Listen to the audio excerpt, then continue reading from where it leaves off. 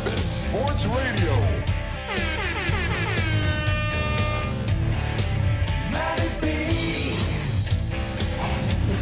And it's swung on and into the air. To deep right center. That ball is high. It is far. It is gone.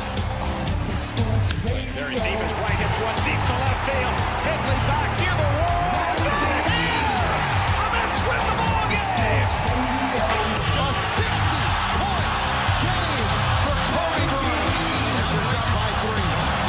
It's over. Eric Decker holds it in. The Jets win in overtime.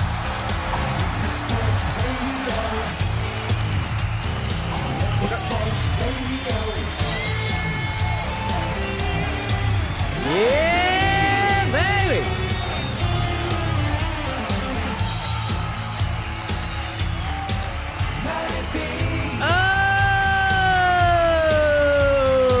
What's going on, everybody? It's your boy, Matty B, Epis Radio. Thank you for joining me for the live recording and the live edition of episode 59.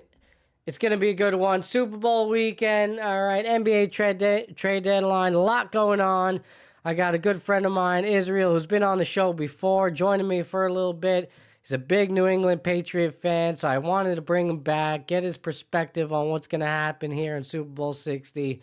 Whether or not, I mean, I'm assuming, he's got to have some faith in his team and believe that they're going to win. Me, on the other hand, I don't know. I think I got to side with my good old Sammy Darnold and, root for him this weekend. But we'll get into it. We'll talk about it for a little bit. Thank you for joining me, man. I appreciate you. I know you're taking a little time. You're just hitting the gym. You're lifting some weights. And you're making yourself available for the live recording. So I appreciate you, man. How do you feel, All right, how do you feel, my man?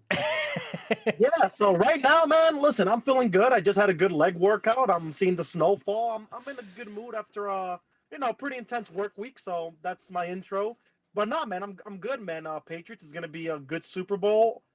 Listen, I'm gonna be very honest. There's no way I would have guessed that the Patriots were gonna make the Super Bowl after the past 2 seasons being 4-13. All right, so let's all take it easy. I understand we got the easiest schedule in the NFL. People are hating on that. It was a reconstruction of a culture that was, some say lost and forgotten in New England after Tom Brady and Bill Belichick, right? This was a more than successful rebuild. When the Patriots made it to the wild card against the Chargers, people were already counting the Patriots out. Win the Super Bowl. Let's celebrate that. Now let's win it. Let's go. Let's compete. Let's win it. And I get it. Right now, America doesn't really like the Patriots. America's always hated on the Patriots. And the same week, bro, Bill Belichick and Robert Kraft did not make the Hall of Fame. I know. Come on. They hate on the Patriots. It's the Patriots versus America, right? And they represent America, I feel. They're the New England Patriots, right? So. Well, the term Patriots has been used very differently nowadays. Outside of sports, you know what I mean? But I don't know. You know why I hesitated there, Matt? Because I did post something about this on my story a couple weeks ago. Okay. If you recall. I don't want to get too political here. Sure, but we could go there. It's fine. Oh, we can? Oh, okay. No, listen. I mean, one thing I do like about the New England Patriots is they're named after the New England colonies, right? Right. I love that. I think that is a representative of America. There's a lot of nonsense going on right now that I don't think anyone should be with. I want to be very clear about that. Hard stop. And yeah, I think it's if this was an America like from 10, 15 years ago, I think people would rally behind the Patriots, right? Because I think it's representative of what America's supposed to be, right? Right. And now, I don't know, everybody's, this is what I say, America's going through puberty right now. We all had teenage angst, right? Hey, this is America's 250th year. America's still a young country compared to the rest of the world, right? So this is our fall of the Roman Empire per se, right? Some say the beginning of that. Let's hope we get out of it. So again, there's not a political show, but I just think that we should be cognizant of what's going on, that there's things bigger than sports going on out there. Indeed. Thank you for that. Yeah. For everybody out there, I did not tell my buddy to start off the show with that. I know there's a little bit of controversy with some of my previous shows. On the Mental Mondays, all that. I know it's a hot topic of a conversation, but rightfully so. And thank you, Iz, for bringing that up. I mean, as much as I want to enjoy this Super Bowl this weekend, and I will, because it's just a nice distraction to what is, currently going on with everything, in the state of politics here in America. I mean, it doesn't really matter what side you're on. It genuinely is just a nice distraction away from that. And I think we all need a little bit of a distraction at the moment with everything, that's going on.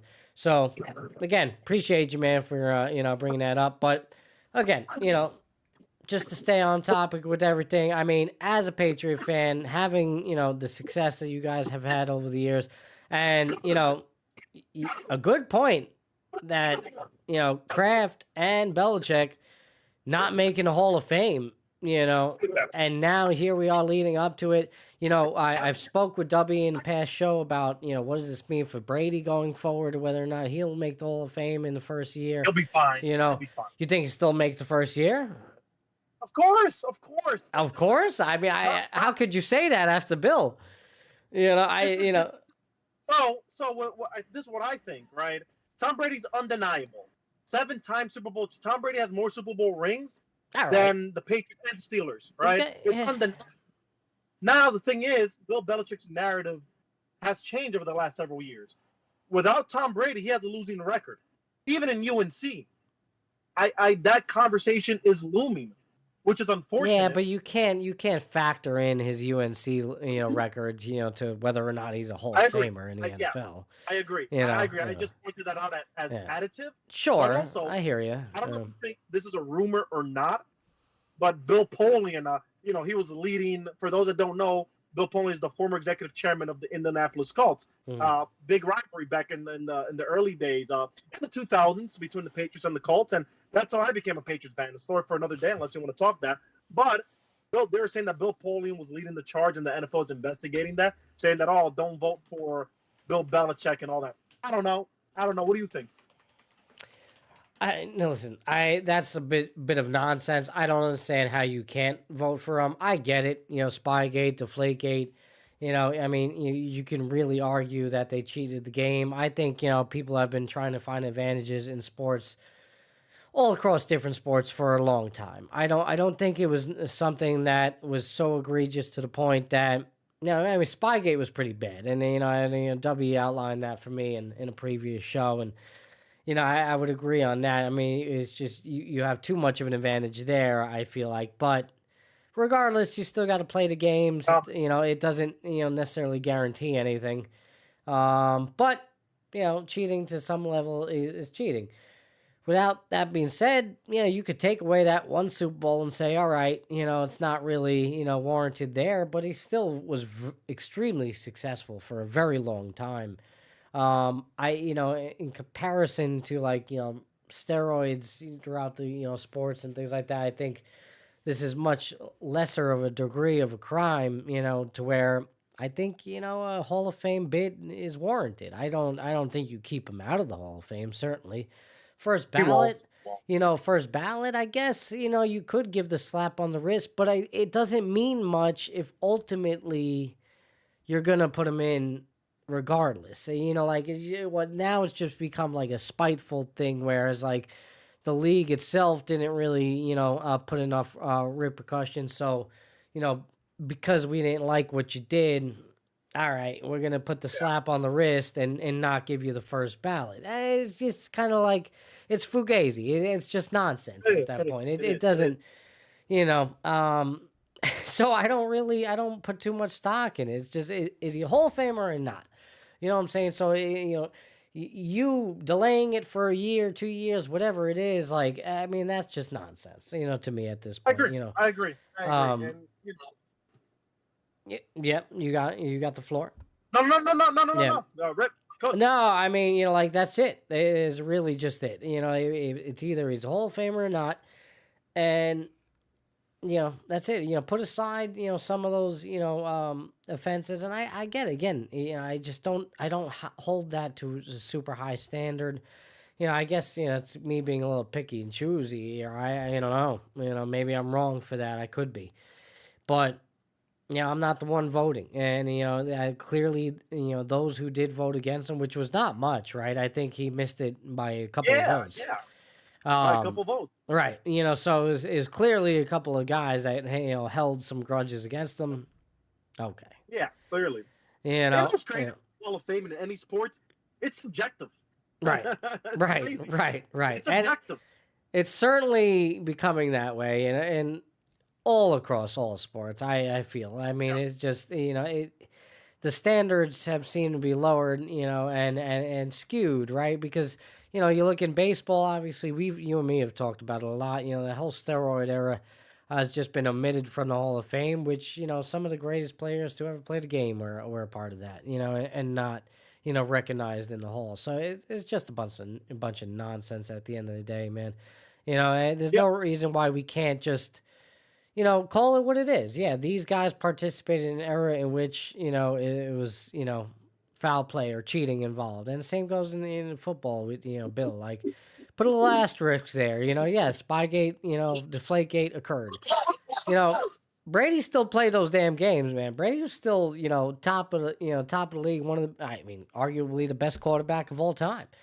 I don't think that's an argument, man. Right. He is the best quarterback all of all right, time. he's up there. I'm just saying, I don't know. Yes.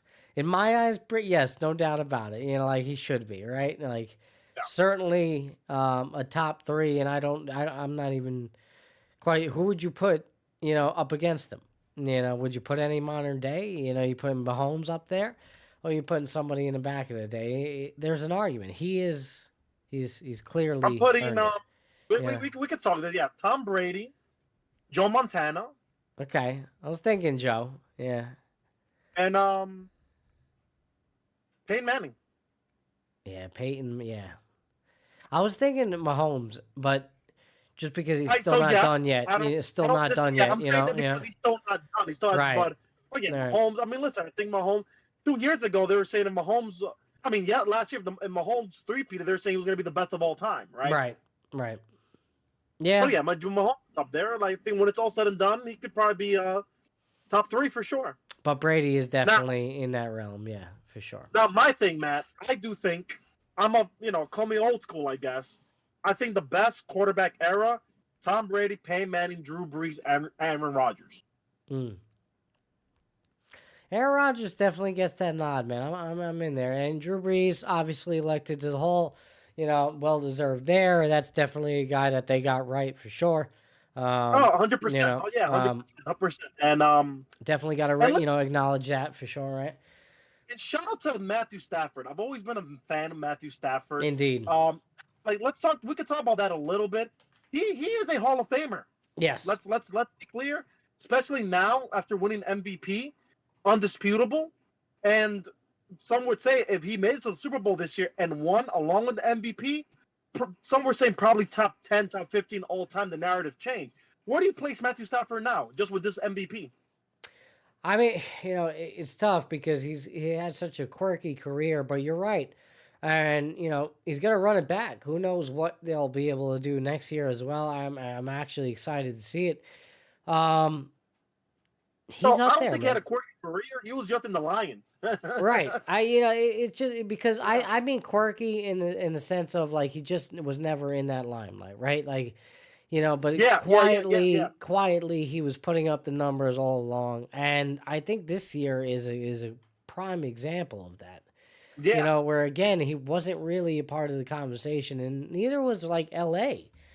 to even begin. It was kind of like, all right, they'll be there, but they weren't like really a serious team or contender, and they put up a hell of a fight, no doubt, and he was Mr. Consistent the whole time. I think it's officially time to give him his flowers, and definite Hall of Famer. At this point, right? Yes, I don't think you can really argue against that. Solidifying this MVP at a time where, like, I don't think he was. What were the odds going back at the beginning of the season, say, he was the MVP. Maybe he was up there. I don't think he was, anywhere near a favorite. I would Agreed. think Agreed. so, No, agreed. Yeah, agreed. Agreed. So shout out to Matthew Stafford. I know he beat the Patriots. Drake May by five votes. Listen, it's semantics. It was Matthew Stafford's time. He's been in the league since 2009. 2009. Right. It's his time. He got it. Drake May will have many more MVPs, but listen, man, Drake May got one over Josh Allen and Lamar Jackson. I don't want to hear it. All right, I don't want to hear it. Drake's May the guy right now. I don't want to. And listen, I don't got a problem. Josh Allen, he's a belt. I think he represents the NFL well. He represents the Bills well. Right. He's a dog. Right. I like Josh Allen. I think many people would want to trade lives with Josh Allen, right? But Drake May's second year in the league made it to the Super Bowl. Yeah. Let's come on now. Yeah, that's that. Listen, I agree with you, bro. So listen, I don't want to keep you too long again. I appreciate you for coming on.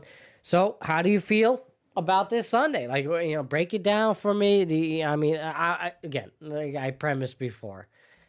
Of course, you being a Patriot fan, I assume you think they're going to win the game. I don't think you're going to have an outlandish take in which you see the Seattle Seahawks winning here. But give me the argument. How do you feel they're going to pave the way to a victory? The offense has struggled a bit here in the playoffs, but yet they seem to find a way to win. A little bit of luck on the side. And, hey, listen, in order to win a Super Bowl, you need a little bit of luck. On the other hand, Seahawks, kind of been dominating. They seem to be the full package on both sides of the ball. Obviously, the speculation about New England with the soft schedule. So, let me hear your take, man. How do you feel? We're in the spirit of honesty. By the way, do you got that light above you, by the way? Let's see, shed a little light. There you go. So I'm lowering gas right now, that's why. So okay. That's it. All right. Yeah. Don't worry. I'm looking, right? Yeah. So I put if you see me fidget, I put like the heat down, all that yeah. So, all right, and honestly, listen, Seahawks are the favorite. I'm not gonna deny that. They are the favorite. Dude, you see them play, it's wow. Like Sam Darnold, I got no beef. Wow, he's playing incredible the last couple years. Yes. They play all three phases of the game: offense, defense, and special teams. They're well coached by Mike McDonald. They got their fans travel well. There's a lot to be concerned about, but it's anyone's game. Right. I'm not counting the Patriots, right? I'm not counting them out. Patriots, they play very disciplined football under Mike Vrabel and Josh McDaniels, right? I'm a little bit concerned with Drake May here. Like he had a little short, I don't want to say injury, but his shoulder was bothering him after the game in the AFC Championship. He was a little bit sick. Boy, come on now. Listen, the best team's gonna win. The better team's gonna win tomorrow. We're gonna see it. But I am very pleased that the Patriots made it to the Super Bowl. This won't be the last time. This version of the Patriots will be around for many years to come. So right now they got Seahawks -4.5 spread right now. So, even though the record is the same, they put a lot of stock in the Seahawks, and New England viewed as the underdog. I guess maybe because of Drake May being the inexperienced player here. But listen, I mean it's Sam Darnold at the helm, and I would argue with Sam. He had the better year with the Vikings. Like his numbers wise weren't as good as they were with the Vikings, but it's not saying that he didn't have a good year. Still a 4,000 passing yard year, and took care of the ball. To be honest, I mean, go. No, I was just not to mention that the Seahawks are just an elite team that is well deserving of being in the position they are. But yeah, no. For sure. And listen, I think so the Jets didn't get it wrong. And the league, they counted out Sam Darnold. Yeah. The thing is, the Jets are a dysfunctional organization. I know you're a Jets fan, and I'm not even here to talk smack. Jets, I think it's ownership. Yeah. Clearly. Yeah. I mean, it has been a trend, and I mean, it's not only with Sam. You just see it. Players that have left here have thrived, and not that they weren't.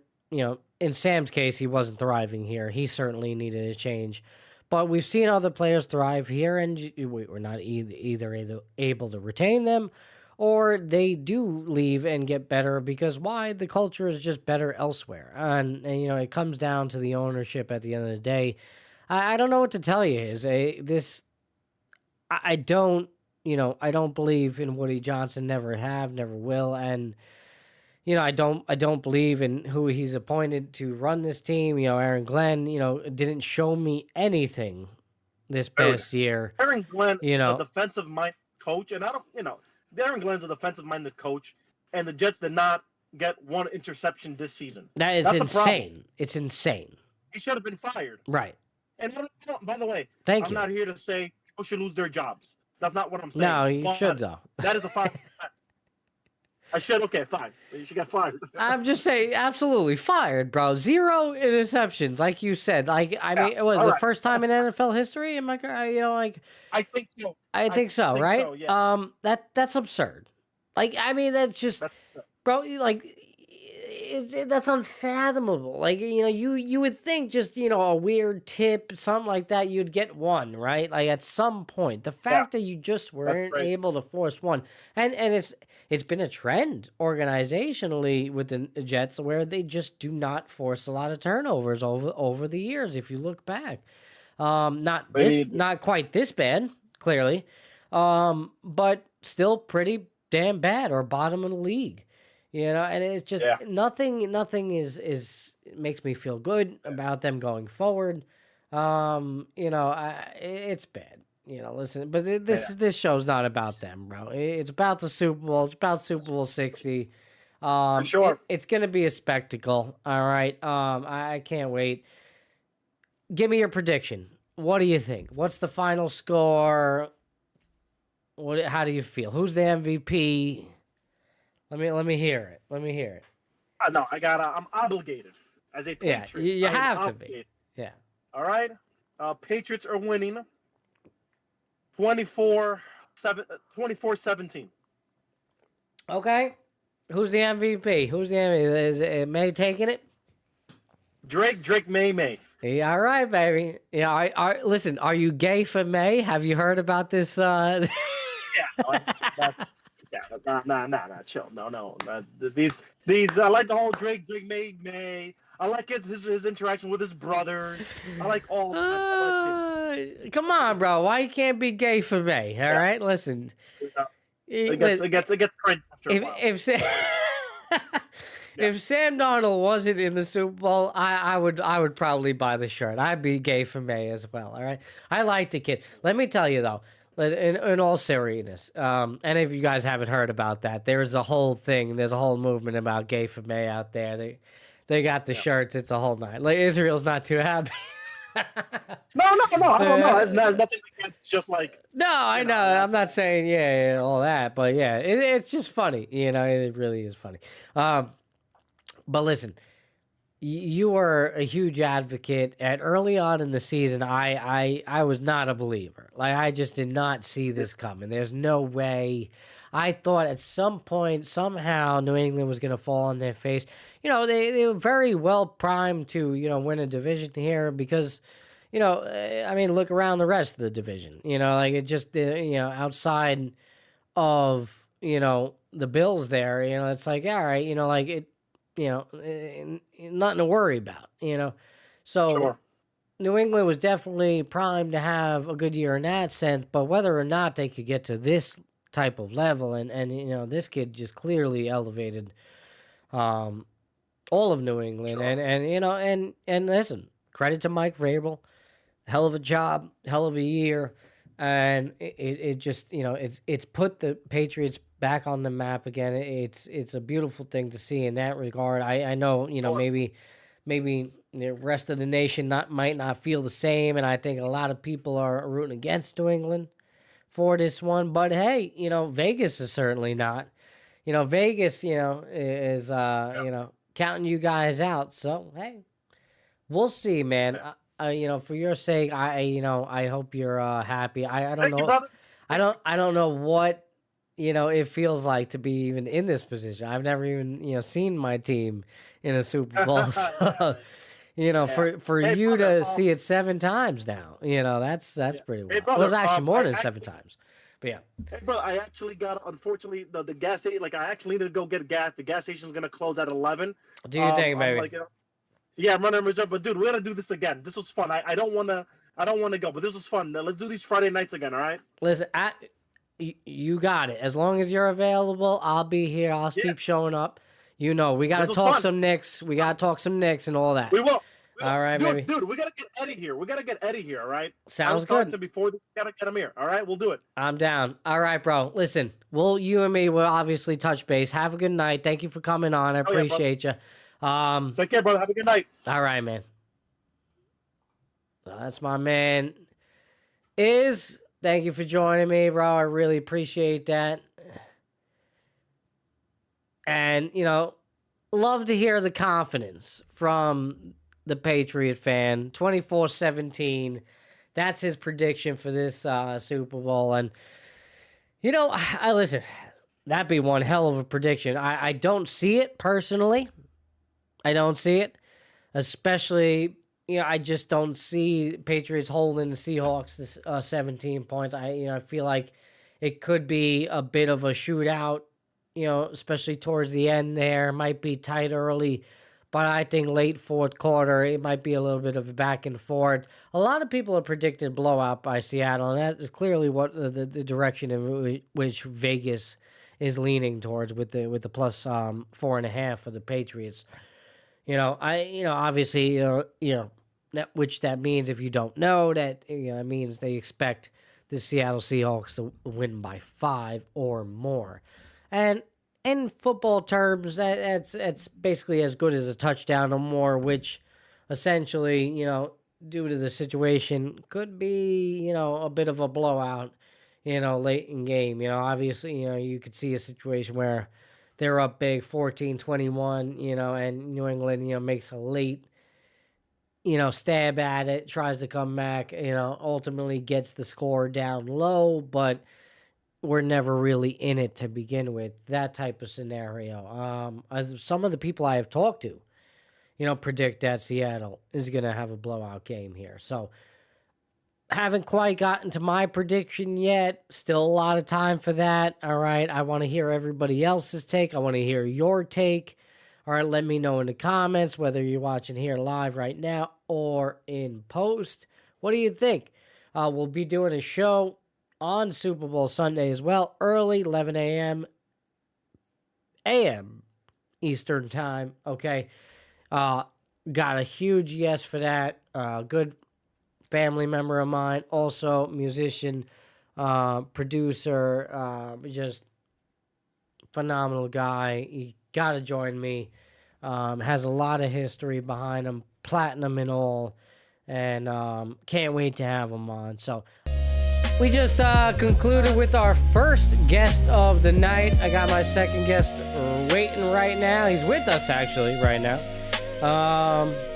Again, thank you everybody for showing up. Appreciate you, whether you're watching live or in post. Please like, comment, share, and subscribe.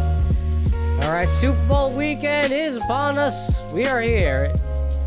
It's a beautiful thing. Can you believe it? Can you believe that we've even gotten to this point? Yeah, I remember like it was yesterday. Me and Dub were making the predictions, you know, of, you know, who's who and how's it going to turn out, none of which, came to fruition.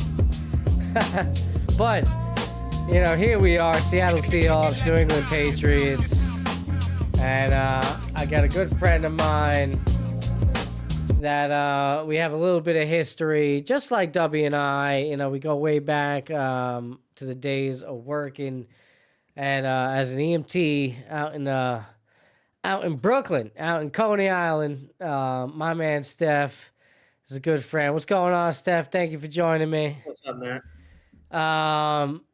Bro, you know, it's a great time, and we wanted to get a lot of people here on at Epis Radio, so I appreciate you coming on. I know you've been a long time fan of the show, and it's only right as a man that coaches youth football.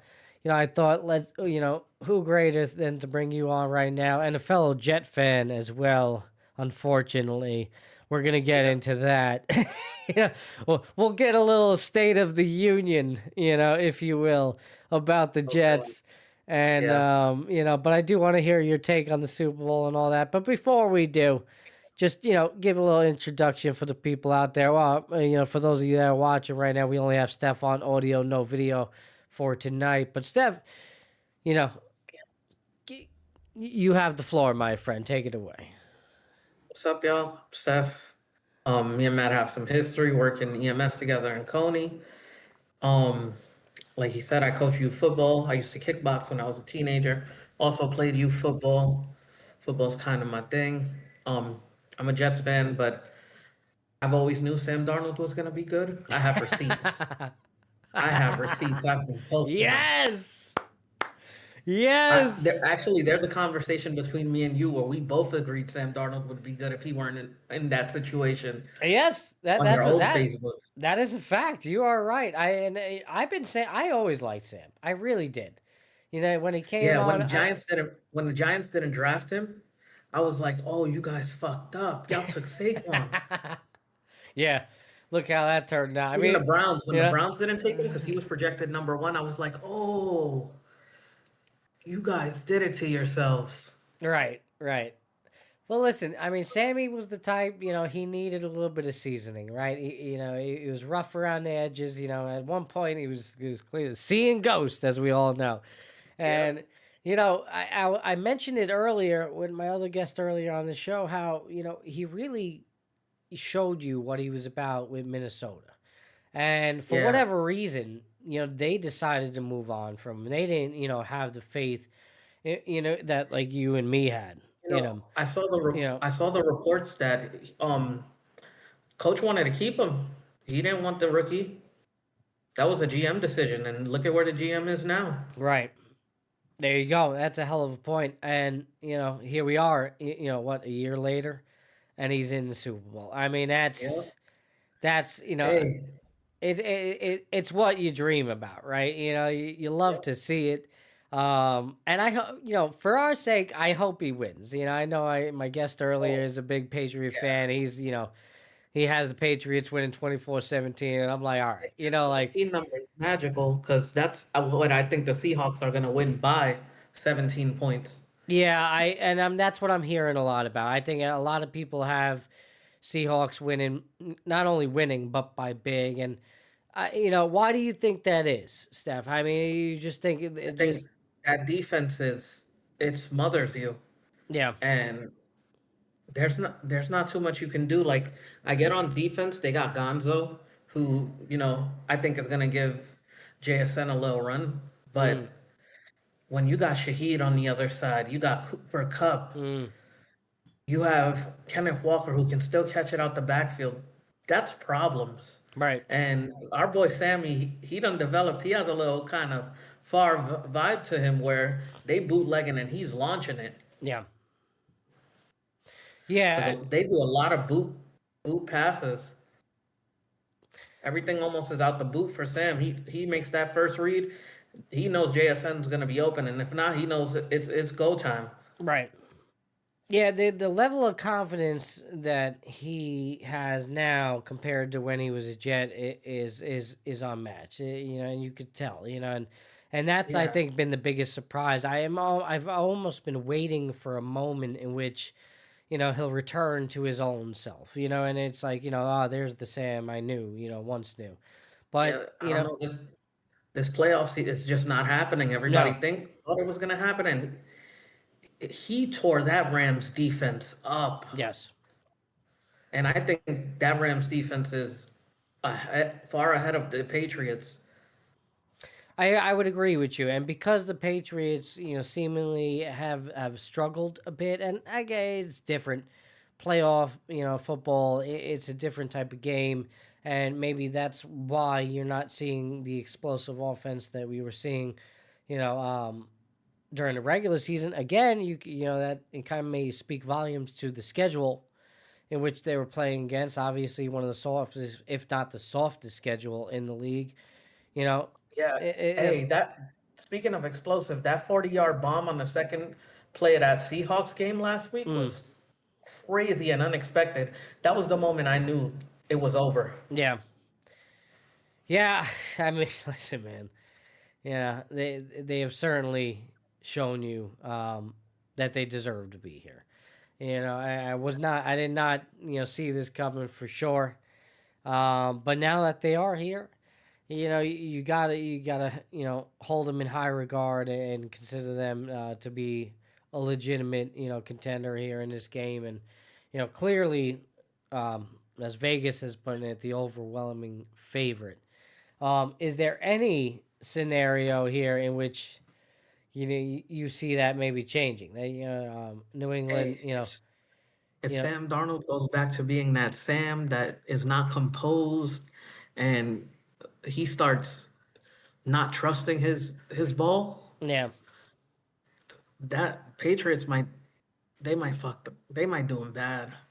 So you think? I mean, it all comes down to how Sam plays. There's no Yeah, underlying this Super factors Bowl, there. this is the Sammy Bowl. If he Yeah, plays like he's been playing all playoffs, it's good night Irene for the Patriots, and I think yeah. it's early. But if he goes back to being the Sammy that everybody criticized, the Pats have a big chance to upset. What about Drake May? I mean, came in Hey, second in Drake, I MVP like voting. as much as I You hate the know, Patriots, I like Drake May. yeah. I like the kid, but he's gonna have to have a otherworldly performance to stop this defense. I mean, no doubt about it. Yeah, but he's Like I'm thinking he might have to throw for like damn near 400 yards if he wants to beat the Seahawks. that's pushing it for sure. But I kind of agree with you in the sense that I do think it's going to be a bit of a shootout Super Bowl. I don't think like my friend's prediction earlier in the show 24-17. I don't see any scenario in which Seahawks score 17 only in this game. I just don't see No, it. If yeah, you're gonna beat them, you're gonna have to outscore them. It's gonna have to be wild late. And I don't foresee May throwing 400 yards, but sure, 250, 300 yard day where they're just up and down the field, back and forth game. Yeah, I see that being a bit of the only scenario. Outside of that, I think Seattle's guaranteed to get their points up. I think they, time after time and again, they find a way. And they have too many weapons. And this defense is damn good too. They're you know, I think you could, maybe book a turnover or two at least, for them. oh, 100%. Right, and that in itself is gonna, transition into some points, whether it, be, a touchdown or two, or just a couple of field goals. But, at the very least, you're gonna gain something there, and kill some clock. I don't know. I'm going with Seattle in this game. That's my early prediction here. Who knows? I may change my mind come Sunday. I don't think I will ultimately on the winner. Whether or not it's a close game, we'll see about that. But that's where I'm going. What's your prediction overall? Give me a score prediction for this Super Bowl. Score prediction? Yeah. Let's see. I could see a 48-31. Yeah. Okay. Wow. So you're talking and Hey, Seahawks, obviously. the Seahawks, they give up a lot of passing yards. Yeah. Sure. Especially when you're putting up 48. They don't really all care about what they're how much they're giving up defensively in terms of yardage. They rank 10th in yards allowed. Okay, but still a defense to be reckoned with, and one that forces the hand and can be a playmaker type. Yeah, Um, you're right. what are they? Do you know what they are against on the ground against the rush? Against the rush, I'll tell you right now. You have it.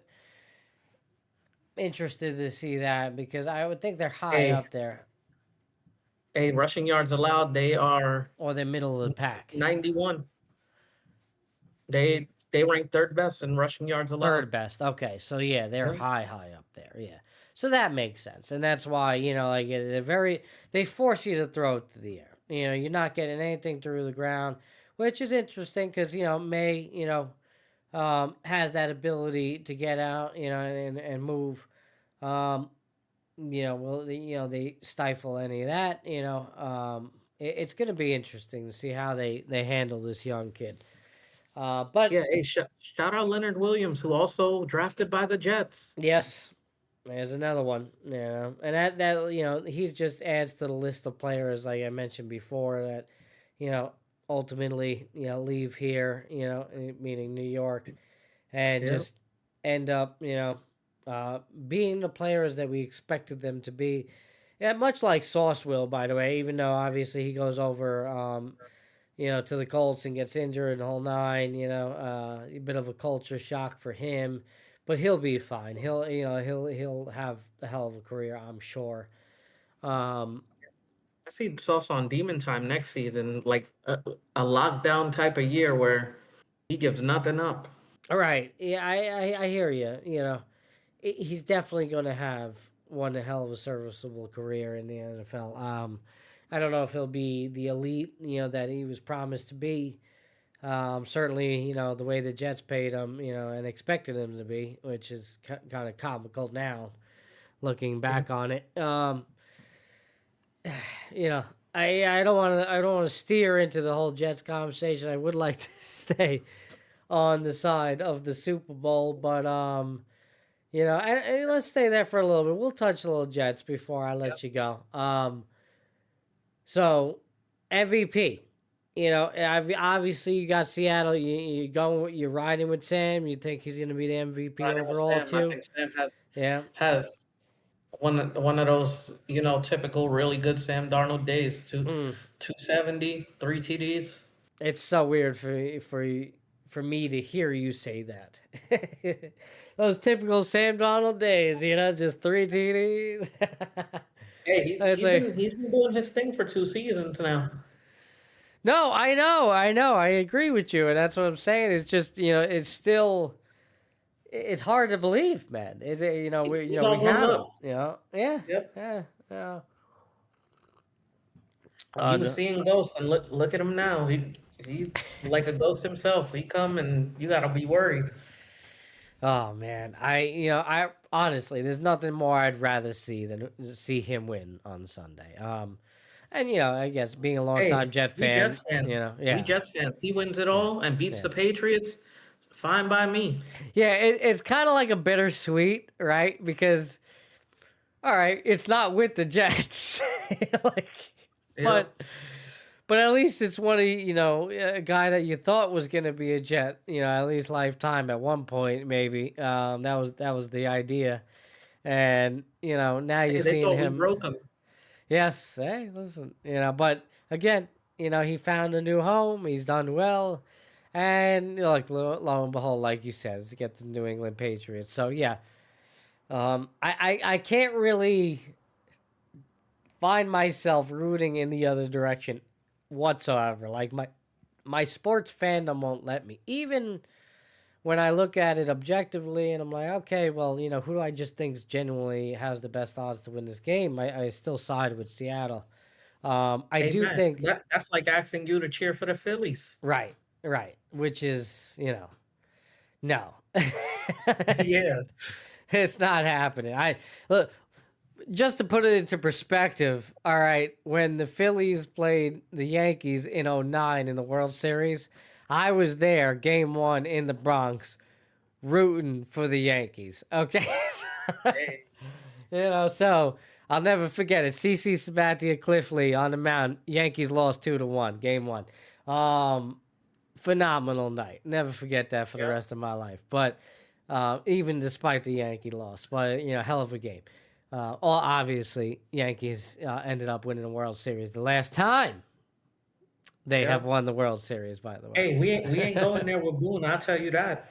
Oh, jeez, man. I would love to get your take on the Yankees as well. Oh, Nasty's in the chat. What's going on, bro? What's going on? Everybody's here. We got W DeBar. We got Nasty. We got a jam-packed Friday. All right. Thank you, everybody, for joining us live tonight, Twitch and YouTube, and of course, If you're watching in post, please like, comment, share, and subscribe right now. I got my second guest of the night, good friend of mine, Steph.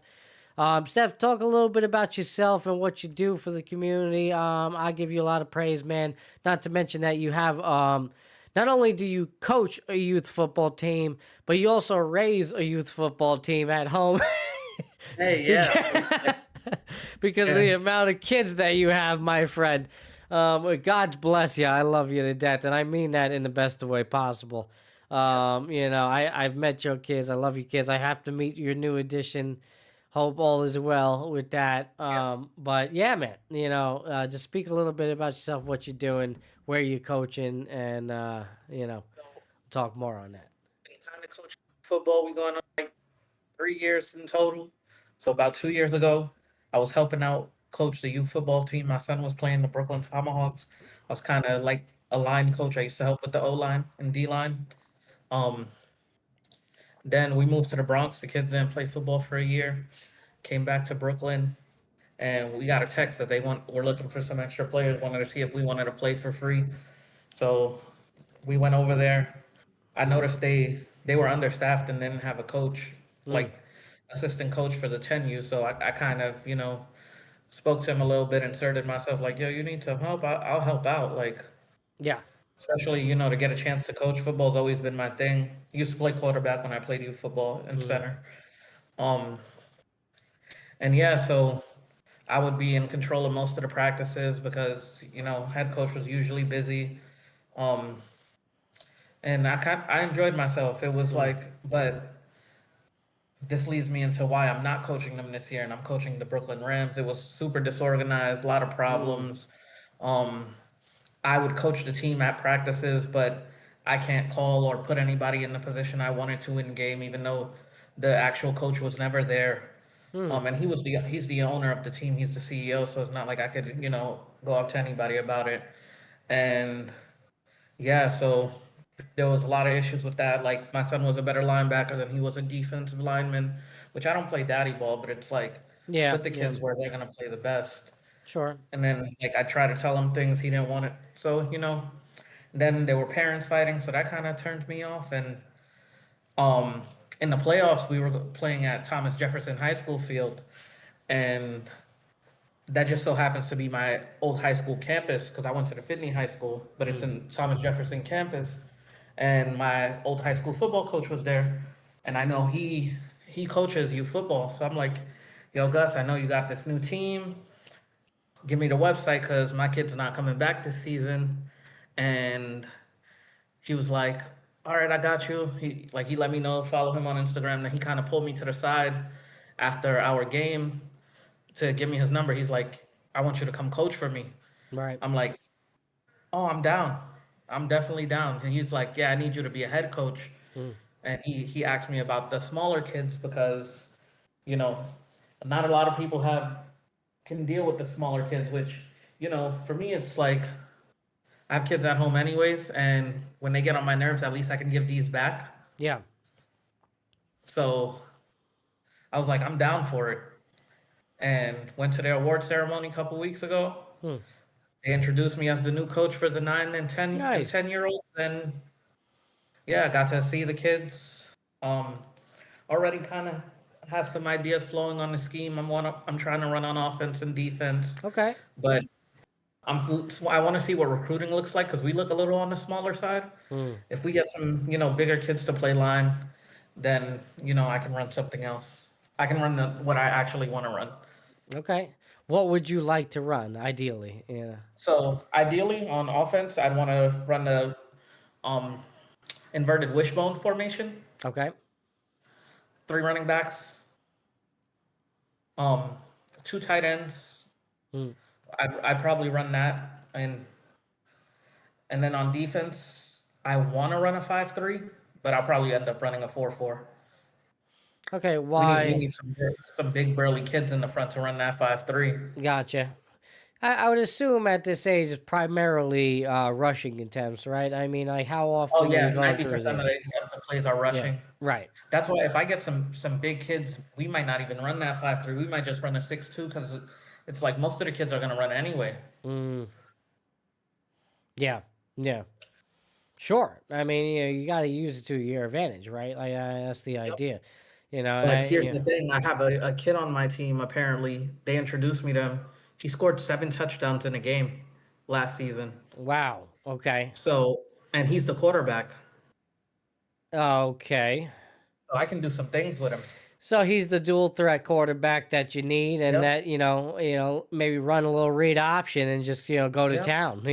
Especially Yeah. since Yeah. I was told they told me he can throw, and most Okay. quarterbacks in this league can't throw. Yeah, mixing a little RPOs in there, and Yep. just screw everybody up. Yep. Yeah. How old is the kid? 9. He's 9 years old. Jesus, man. Yeah. I mean, Yeah, and if they told me most of the kids are athletic. If I could get some good kids for the line, and they're athletic enough, and his arm is what they claim it is, when I go to training camp in March, I might just do air raid. well, I mean, certainly if the kid has the ability, that would be a huge advantage considering how they play at that age, to begin with, Yep. where the strategy is very minimal. And not minimal, but like, it's very, one sided. Like you said, 90% of the plays, basically on the run. I mean, how predictable is that, for a defensive Yep. coordinator in that type of situation, Hey, which that's makes why it in youth interesting. football, Yeah, yep, in youth football, the way to success, be the best blocking team in your league, right. because obviously everybody knows you're gonna run. You got to be able to block, and be the best tackling team because we know everybody's running. So all you got to do is be able to stop it. Yeah. Those are the recipes for success in youth football: the best tackling team and the best blocking team. Well, outside of just, being around the game of football and all of that, for you, is it, do you enjoy being around the kids and coaching them and the youth? Would you like to coach older kids? Like Yeah, where do you it's fun. stand with all that? I think eventually maybe I'll want to coach some older kids, but at the same time, it's like I wanted to coach eights originally because Mm, 8-year-olds are usually kids who've never played, mm. and the coach is allowed to be on the field, Okay. so I can fix mistakes before they even happen. Right. Right. Pre-play, you put the kids where you want, you kind of give them the play yourself, Yeah. and then you go in the back 15 yards away and they run their play. Yeah. Yeah. I mean, yeah, that's, clearly an advantage there. But, I would think, if you want to get a little bit more competitive, but maybe, just for your sake, I mean, do you enjoy you just teaching at that level and just really, Oh yeah, seeing that type of it's fun. growth? Yeah.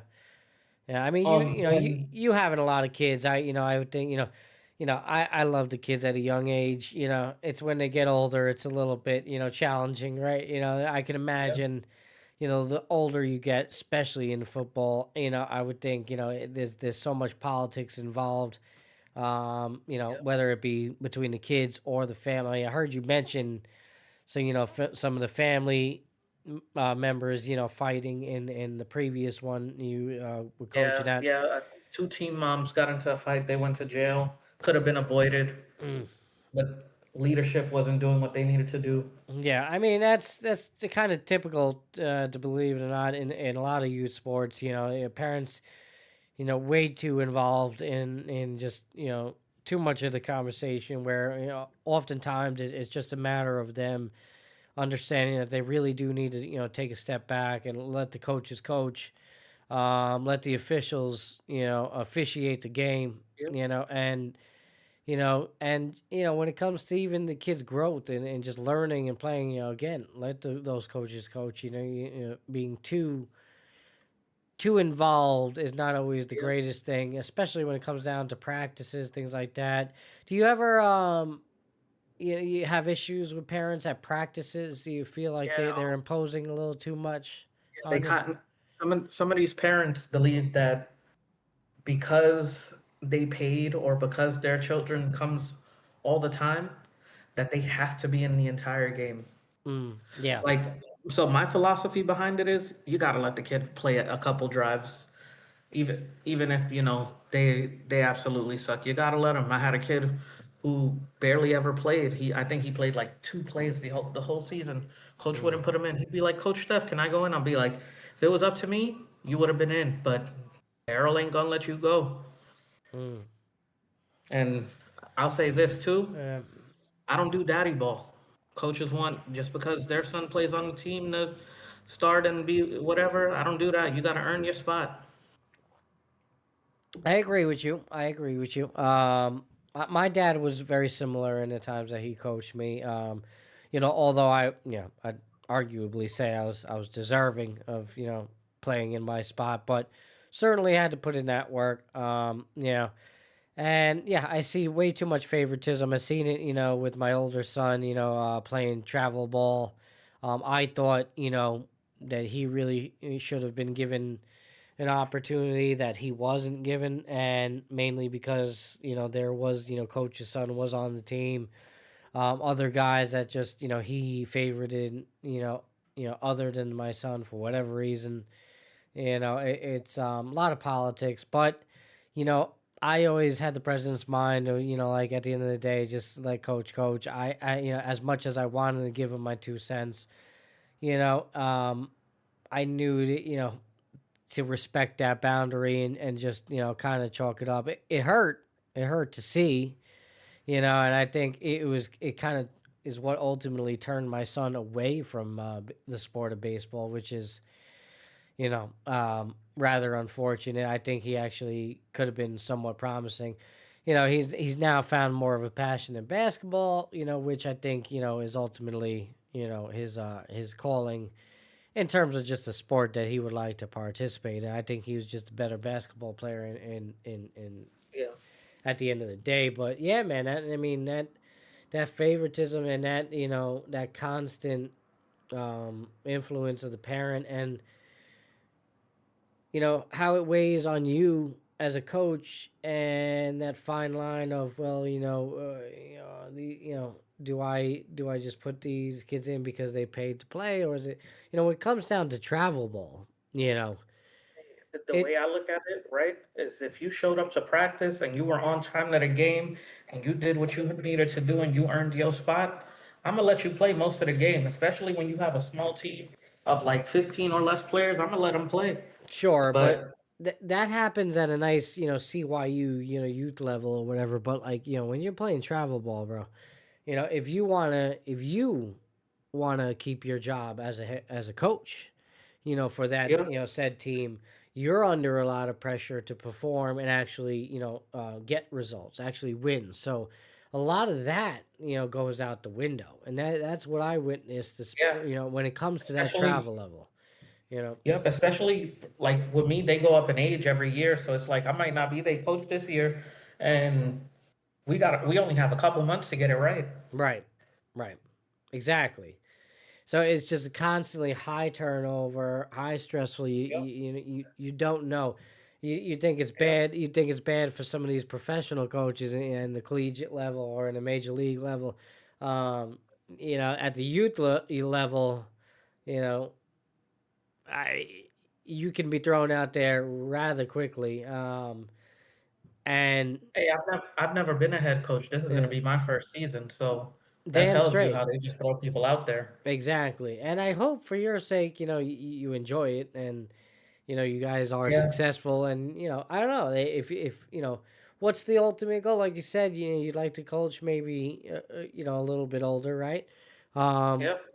if you are, let's just say theoretically you guys are super successful, would you stay with them if somebody offered you maybe a position at a high school? Would you move on up? Yeah, And I probably would, but yeah, I could probably do both. yeah, Depends. if you can, yeah. Yep. Man, how could you do both with everything that's going on? Or you got the kids at Hey, home. youth You, youth football is only at certain times of the year, and it's their practices are only like 2 3 hours, like 4 times a week, and it's spread out. hey man, that's a lot of time. That's still a lot of commitment. Don't talk down on Yep. it. That's you're making it seem like it's easy, but it's It's tough, not. man. Yeah, It'd yeah. be a lot. But what a lot of people do is have their youth football team practice with the high school kids. Mm, Yep. listen, man. Hey, you clearly seem like that's a reasonable feat. So by all means, man, keep on having that idea, keep on pursuing that goal if that's what you want to do. I believe in you. I certainly do, and Appreciate it. keep me updated. Keep me updated going forward. About the kids and all that. I want to know. Shit, even if I come down catch a game, I wouldn't mind that as well. That'd be cool. Um, Yeah, it would. when are you guys kicking off again? I don't know if we play spring ball. I believe May. If we just do fall, which that'll give me enough time to train them, but I kind of do want the spring ball. Then it'll be like September. All right, and if for tryouts, is it open tryouts? What is this? Is Yeah, it open to the it's public? so you're automatically on the team if your parents can pay for Okay. the registration fee. So, but it's like more of a tryout to see where we can put you. And for anybody out there, thank you for the follow, Trapper Pack 321. Appreciate you. Keep showing up as always. Thank you for tuning in to Epis Radio tonight. Where can people find this information if they wanted to enroll their kid in this program? Where can they search it up? They can search it up on Instagram at New NYC Brook 1YNRAM. That's Brooklyn Rams on NYC Brooklyn Rams All on right. Instagram. Very good. And I will put that in the description of this episode when I have the final edited version of this podcast Hear me up out. on They won YouTube. the championship in a couple of their age groups the last 2 years. So I got to come in with a bang. And that's what I plan on doing. And that's it. And that's interesting. Little high expectation. Why the change of philosophy then? If they've had some success. What? So with this specific group of kids, their coach left them in Interesting. mid-season. Any Just kind of left them high and dry. Do we know why? Now I don't know why, but Any I feel like you don't do that. You don't do that to children. You finish out the year and then let them know you won't be coming back. You don't do that to them. Yeah. I mean that's tough. I'm sure I would think something's going on. You have Yep. there's nothing on the rumor mill as to why that occurred. Yeah. And honestly, when it comes to this youth football thing, because I've noticed it to be real dramatic, I kind of just go about my coaching and I ignore all the stuff going on around because it gets real, like parent involved, coaches involved. It can get a little out of hand. Well, that's certainly been a thing for a long time within the youth sports. Yeah, I think sports in general, there's a lot of politics involved, but it's very money driven. It's very success driven now. It's no longer about genuinely teaching the youth.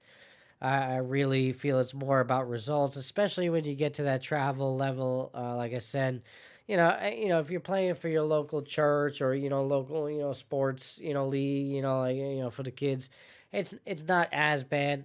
It's not super. This is a travel league. They go to Jersey, they go to Florida. Okay, so this is travel. Okay, I'm sorry. Yep. So right, and then that it's a results driven league at that point, even at that age, and that's hard to manage because you're put in a position where now it's about getting wins as opposed to developing kids the right way because you need like you said, so and so that doesn't get much playing time, you would like to develop them more by giving them that time to play Yep. and actually learn, but you're stuck in a bind and you're kind of held captive to the program as to where it's results driven. You need to perform. But You need at to the win. same time, I feel like you want to get your results. You make sure every kid in here is fundamentally sound, whether they have the talent or not.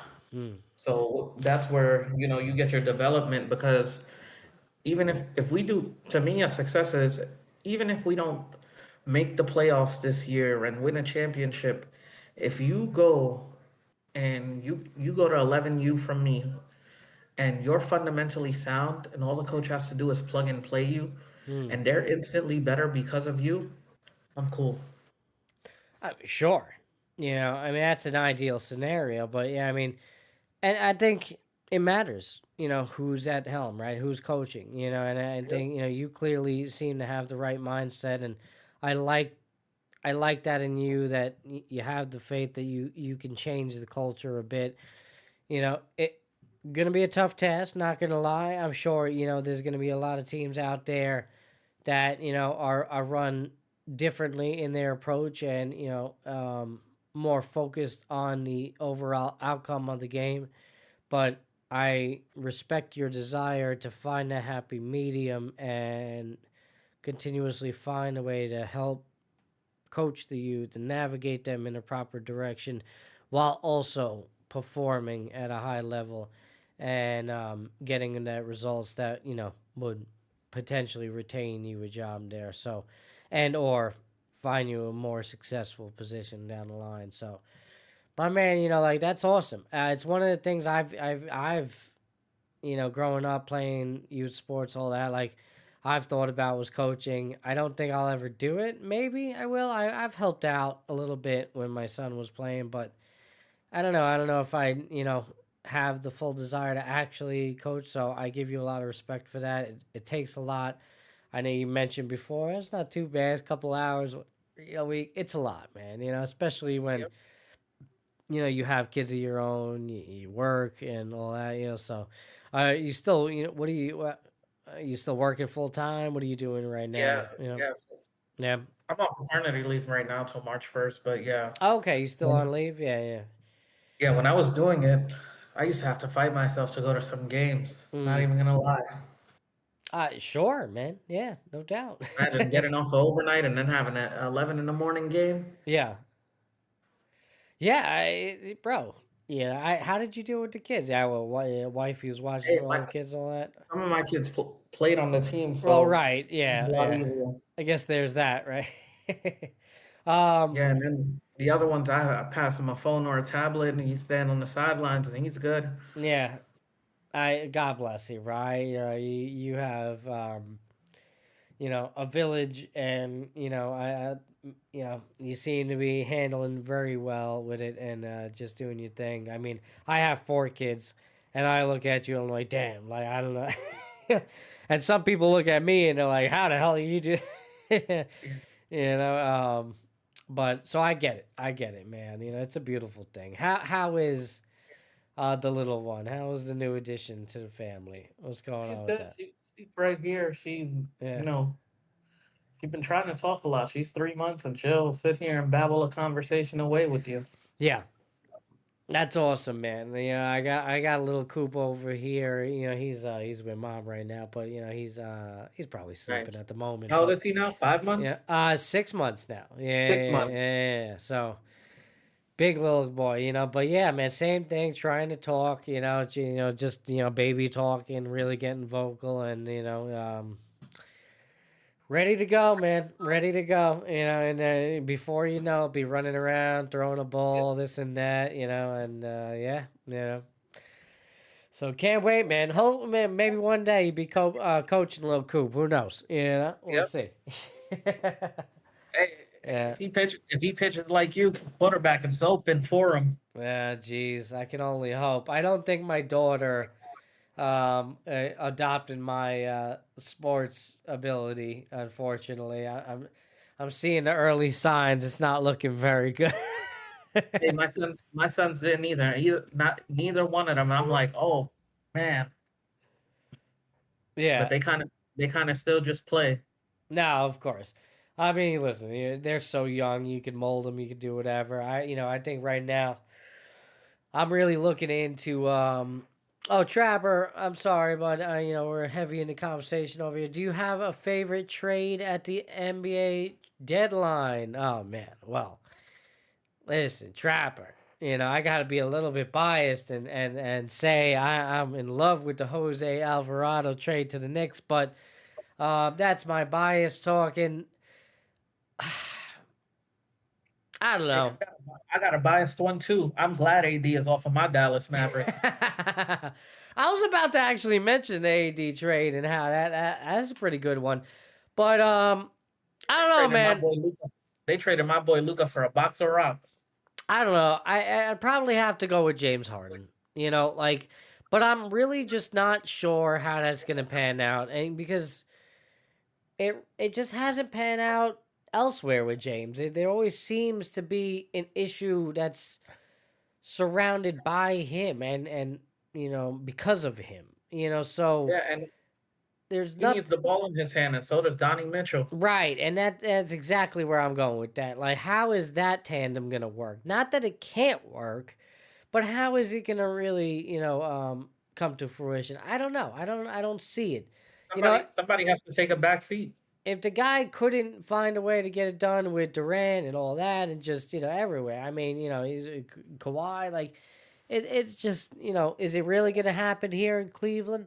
I Um, doubt it. I doubt it. I doubt it too, man. I was kind of in uproar about the trade because I really like Garland, but as my co-host mentioned to me, Garland is no good because he's not available, and it's hard to argue because James Harden has made himself available. So no Yeah, availability compared to availability, obviously who are you going to pick? But Garland clearly has age on his side and a lot of potential there. But if you're trying to win a championship, especially with the state of the Eastern Conference now where it's at, outside of Detroit and the Knicks, it's pretty damn open, and I would argue the Knicks are not what we thought they were in the first half of this season, or at least the early part of this season. Detroit, on the other hand, another dominant win tonight. Obviously, Knicks weren't at full strength. OG, Cat out. Brunson had an absolutely atrocious game. I don't know if he's still sick or not, hey, but Matt, I you gotta know, go. you're out of here, prop. Yep, I'm sorry. No, don't worry about it, bro. Listen, I'm gonna have you on again. We got your prediction. What was the final score prediction for you? It was 48. 48-31. 48-31 Seattle. You got Sam Darnold as the MVP. My man Pots and Pans. Thank you, Steph, for coming on. Thank you. A good time, friend. I'll have you back on the show shortly. We'll talk about everything. Be well, my friend. I'll talk to you later. Well, All right, bro. Thank you to my friend Steph for coming on. Really appreciate it. It was great having him on for the first time. Fellow Jet fan. I ran a half marathon with him. I've known him for years now. Worked with him in EMS in Coney Island, Brooklyn. And we've been in touch over the years. I've helped him a little bit on his running journey, and now obviously taking up a huge passion in coaching youth sports. I'll have the information if there's any parents out there with some young children that are looking to sign their kids up for some youth football. I'll put the information in the description of the video that will be posted on YouTube later.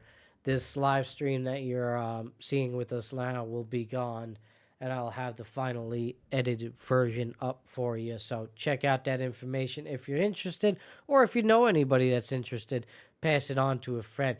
Trapper, I just want to say thank you again for the follow here on Twitch. I appreciate you. Thank you for engaging in the conversation. He said my team traded for Tingus Pingus. Listen, man, I love my Porzingis. I love him to death. But again, with his medal, Tingus Pingus, dummy. Yeah, baby. It's a good one, right? I like that one too. With his, medical issues, unfortunately, it's just a huge gamble. It doesn't seem like he's ever really going to be super effective in this league due to his medical condition. Like, I just don't see, I mean, this guy, if he gets up too fast, he's in trouble. Like, they're trying to, find ways to, to give him minutes and get him in. I don't understand how, long term this works out for him. And it seemingly looks like something he has to deal with for life, right? So, as much as I love Porzingis, and even I would have entertained the idea of him coming back to the Knicks. This situation that he's been dealing with, it sucks, and I guess credit, the Warriors for, making a move and trying to, do something and find a way and revitalize the good old days, but we all know, that ship has sailed and, it's well in the past now. And, the West and the East, there's new contenders, and certainly in the West, there's the two obvious favorites, along with some juggernauts now, that really changes the conversation. The Nuggets, can't count them out. Minnesota, dangerous. Even Utah, getting better. They always, find ways to stay relevant, right? Like it's just a franchise that is always in the mix. And, Clippers, weird way to kind of just change the narrative over there. I don't know if they're the contending team, that we were kind of, looking at and glimpsing for a moment, but probably not. I think that ship has sailed. You really shift the focus. One thing that I wanted to talk about before I get off on the show tonight, and again, don't go anywhere for those of you that are watching live tonight, Twitch, YouTube. I do have my boy coming on, W. Dubois. He will be with us shortly. I assume I got to take a quick break soon and chat with him a little bit about the whole situation for tonight.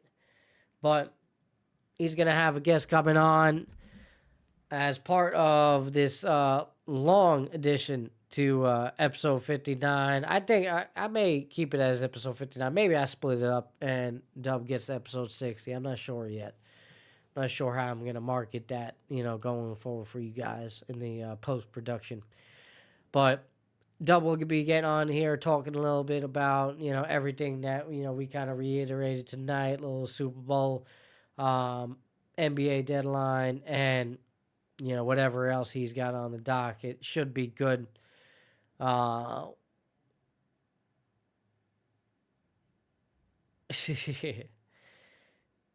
was just looking at some of the comments there from Dub. So, yeah. One thing to touch on before I get into that last topic, though, Trapper. Jose Alvarado coming to the Knicks. It's a move that I love. Brooklyn-born kid, played ball here in Corpus Christi. A friend of mine growing up actually, coached him in Corpus Christi. Knew him well. Still knows him to this day. I've been, reconnecting with that very friend, and we've been talking about it. It's just great to see, kind of a homegrown kid, come to the Mecca and participate and be a part of this team. And he's definitely that rah-rah guy that you like to see. I'm excited how it's going to work with them. Obviously, Deuce McBride going down for the rest of the season. It's going to be interesting to see how they manage the minutes with Kolek now in light of McBride's injury, and also with the addition of Alvarado into this lineup. But I think every New York fan, if you're not familiar with this game, which you should be, you certainly will be now. And he's just the prototypical New York, guy that you need in this type of lineup. I heard somebody flirt around the idea of Draymond Green coming to New York, and I actually liked that idea. Obviously, didn't pan out. Not that there was any, real possibility to begin with, but you need that type of guy. And Alvarado, although sitting at 6 foot, he's not going to go up against the trees in the league, but he's certainly going to hold it down on the perimeter, in that mid-range, and just be a pesky, pesky player that is hard to deal with. How he's going to quite, come into play, with Brunson, Is he going to be playing mainly off the floor, when Brunson's getting rest, or, somehow, some way incorporate him, at the 2 and, use him defensively. Maybe they'll use him late in the 4th, for that purpose. It's going to be interesting. But overall, I think he's a good fit. I was really looking forward to the Knicks being a little bit more aggressive at the deadline.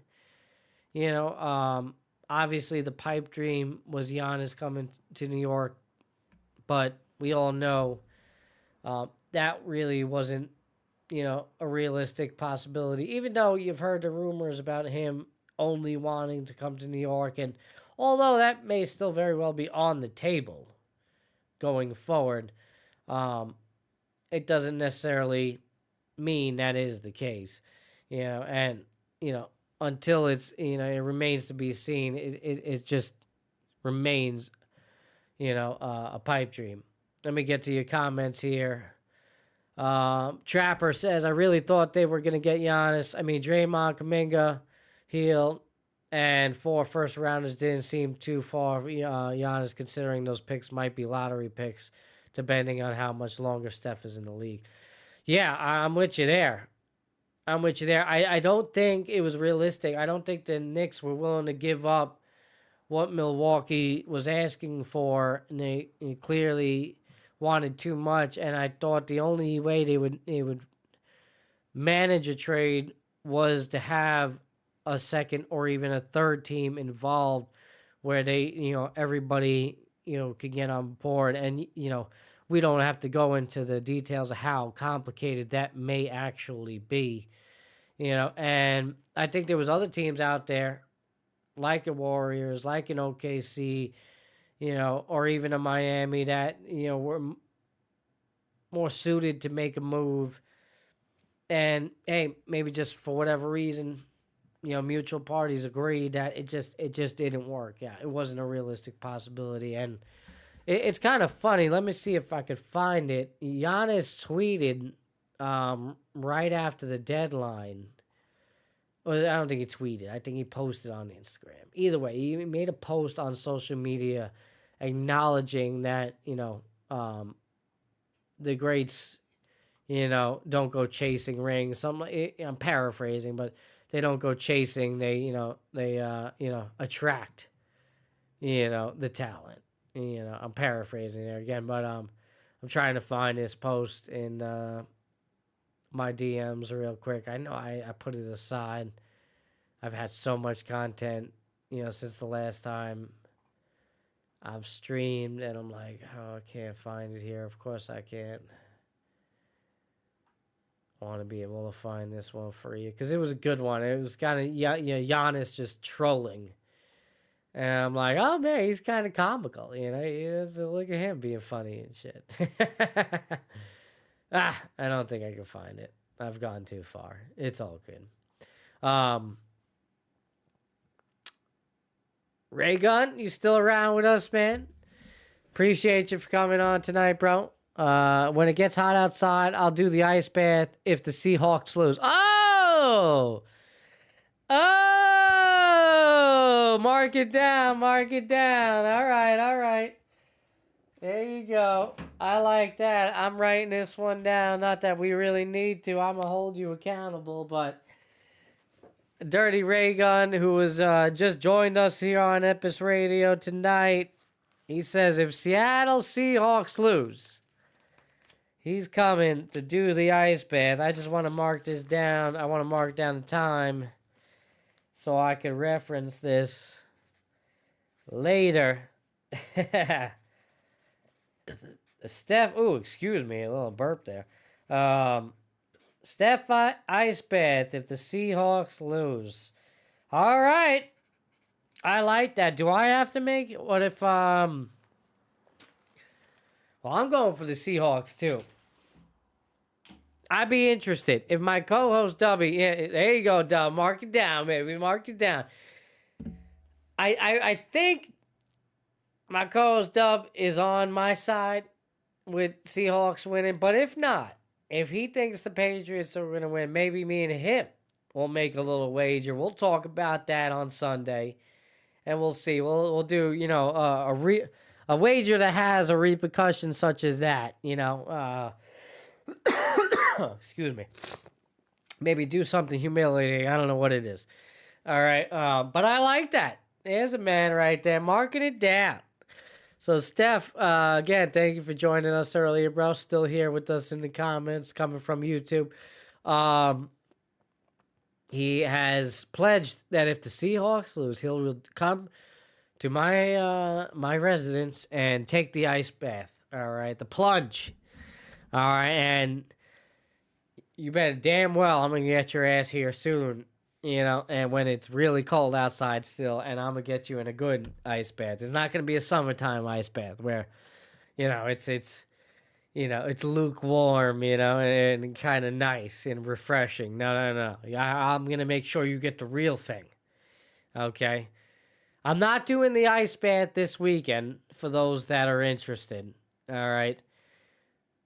I'm holding off. My ice bath has actually been frozen for like the last week and a half because the weather has been so cold here on the East Coast, Northeast. Residing in New York, it's just been absurdly cold. Tomorrow and Sunday, we're getting hit with this like Arctic blast where I think tonight we're getting a little flurries. It snowed a little bit tonight, and like the real feel is going to be like -25. On Sunday. -25. What's up, Jeff? It's just absurd. Like the actual temperature that we're gonna be getting. Like they're talking about frostbite within a couple of minutes. So they literally state of emergency, like advising. I'm worried people. about the people in the street, man. Oh who live in the street. There Oh might my be God. there might be some homeless deaths this They're weekend. gonna force them to go inside type of time. We're on. There was in this previous cold front we had a couple of deaths actually. There was a couple I of heard. homeless deaths. Yeah, so I would not be surprised if there's some more. And I don't know if that's a conversation we can have for another day about the mayor, whether or not he's responding appropriately. There's a lot of homeless in the cities. I don't really have all the answers. I don't really know what he could do to mitigate that. Can you get on the guy for not being able to house every single homeless person in the city? I don't know. You can get on them for anything if you want. If you don't like them. Yeah, well, yeah, that certainly has been proven, because believe me, Right, indeed. I've been hearing a lot of shit, from fellow New Yorkers Me too, I've seen it. about the I'm snow in Orlando, I've snow seen it. cleanup, okay, and blaming Mamdani, and I'm like, you guys act like it's never snowed in New York before, like this, you just. But the thing about this snow, the way I'm hearing it, is that it's so cold. So usually there's no cleanup. The rain melts the Right, snow. Let's be exactly. for real, baby. Right, and that's the thing that people are overlooking is that Yeah. it's been so cold since it snowed. We got in some places we got close to 2 feet of snow.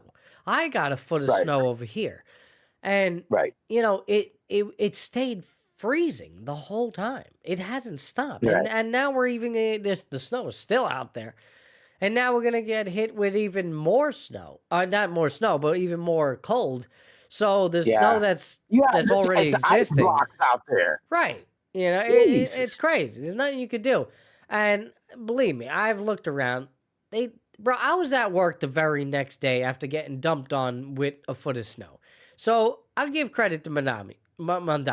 The city did what they had to do and they handled it the way they needed to. If I was at work and other people going to work, we're all well good. All right. It may not be the best, like there's still maybe some underlying issues. I'm pissed. I shoveled out a spot the other day. I come back home from work and they plow the icy snow back in my existing parking spot where now I can't even park because they literally plowed all the snow in the bike lane into my spot, my official spot. So I was tight. Is the bike lane good though? The bike lane's good. The bike lane that nobody is using, right now. New York City.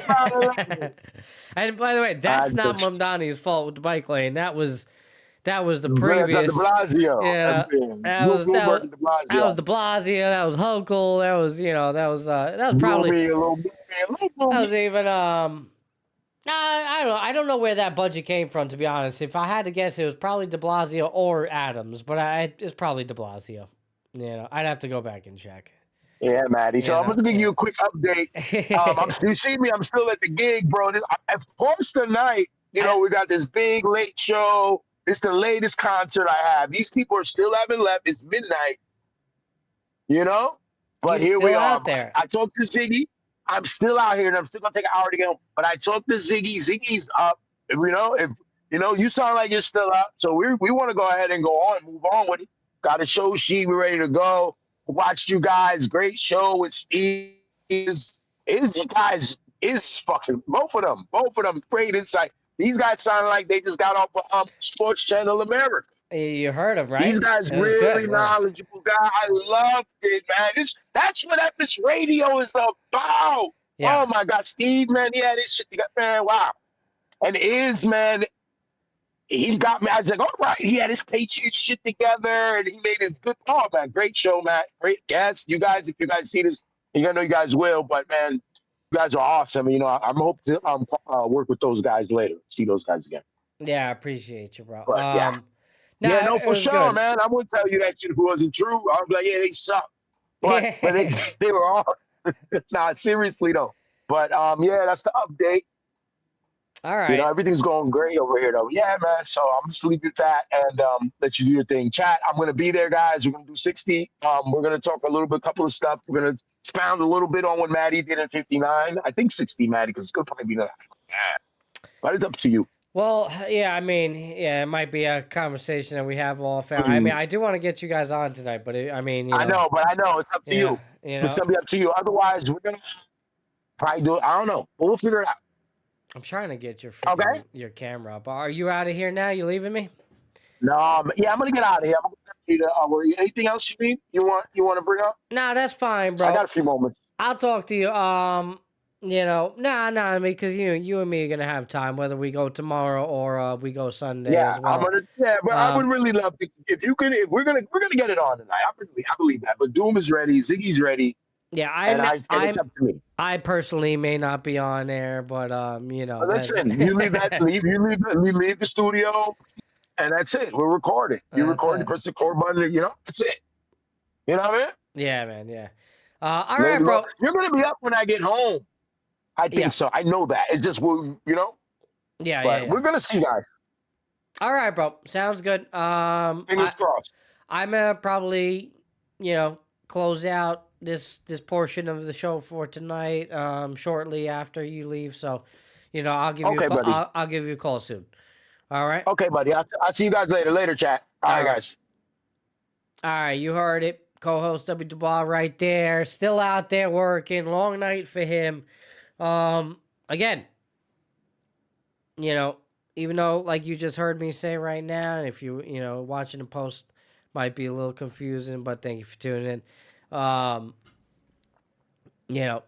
going to be ending this portion of the show for tonight. Shortly, I'm going to get out of here. I'm going to have one more topic that I want to touch on to close things out. Again, good show tonight. Thank you for my guest, Steph and Iz, for coming on, talking some sports, talking a little Super Bowl, everything like that. Ray Gunn's still with us right now, talking about how Bad Bunny doing this thing at the Super Bowl. I can't wait. That was actually something I did want to ask you about too, bro. I know you're a fan of Bad Bunny. I'm a big fan myself. Looking forward to it. On the show on Sunday, I'm bringing on my cousin who is a musician himself. Been doing it, since the 70s, and can't wait to, hear his perspective on the political aspect that is weighing over the Bad Bunny shoulders.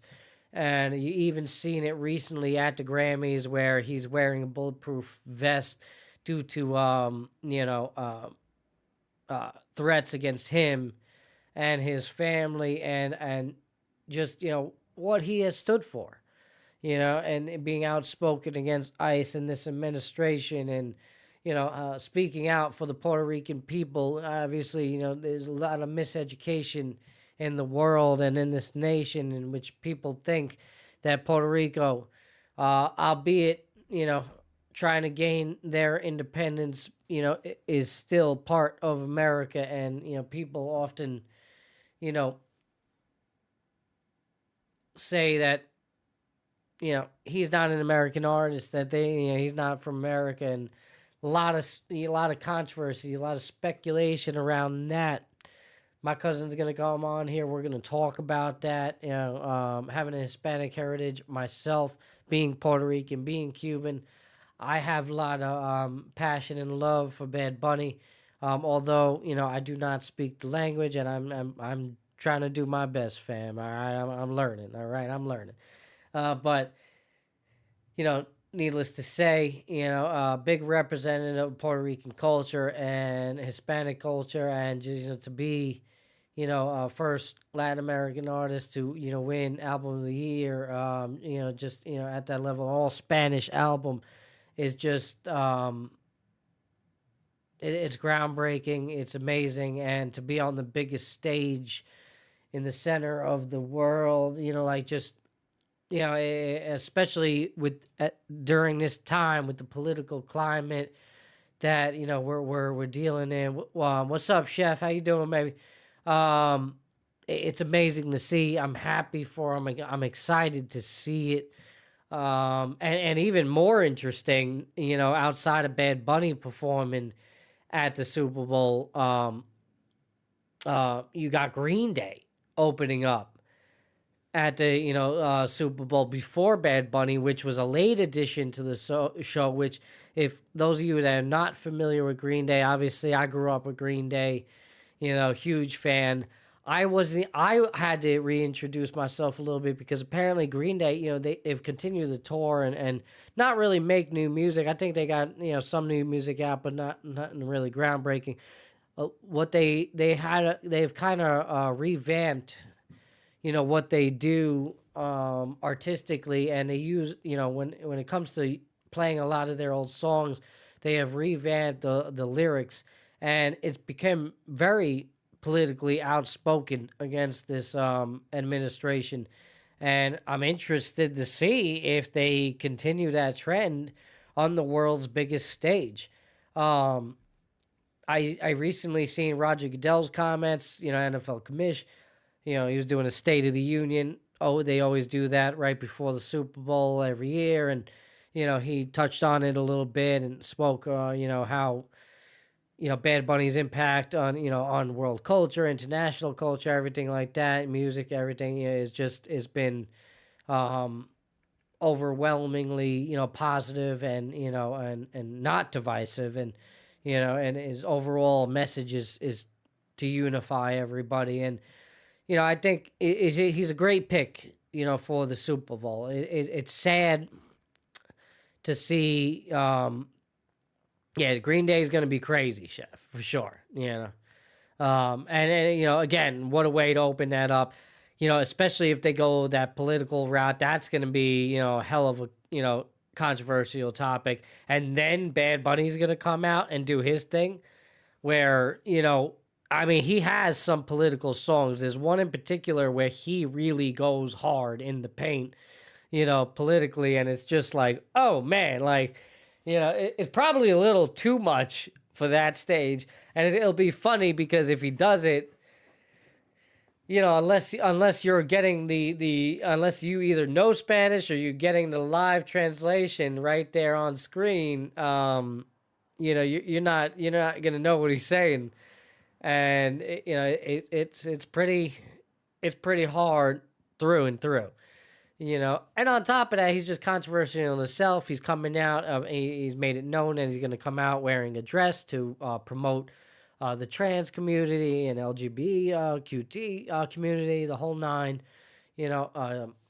so again, this is why personally I love this man, and outside of what he's done in that aspect in the music scene, he's a fantastic actor.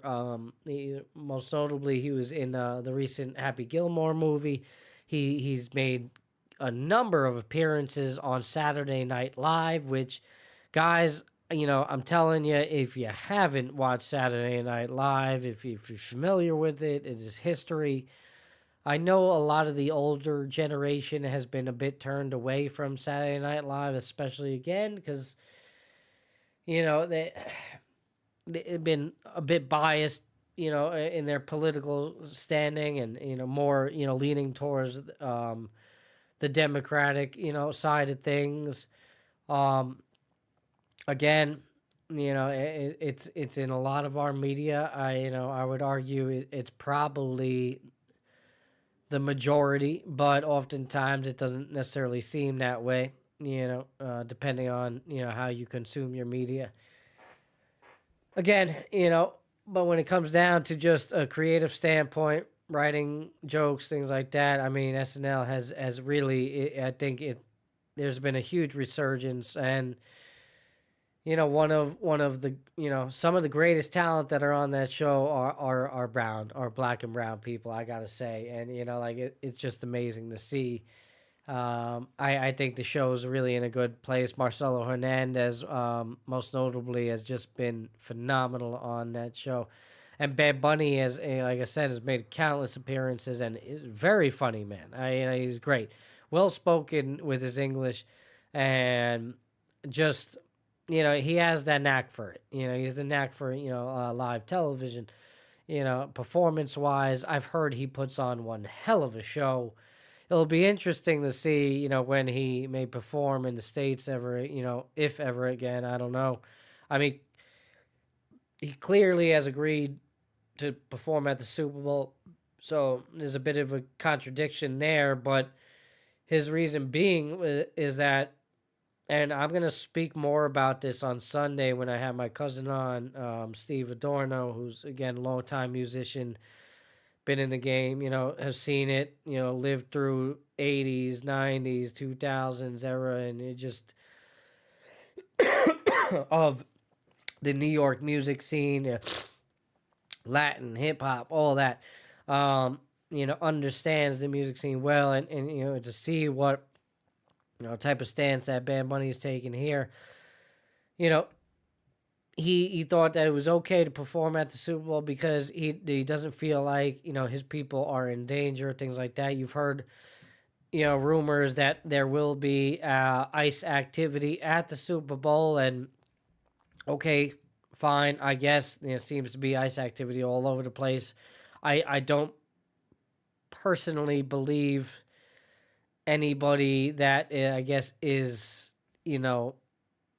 in that type of position is spending that type of money to go to a Super Bowl.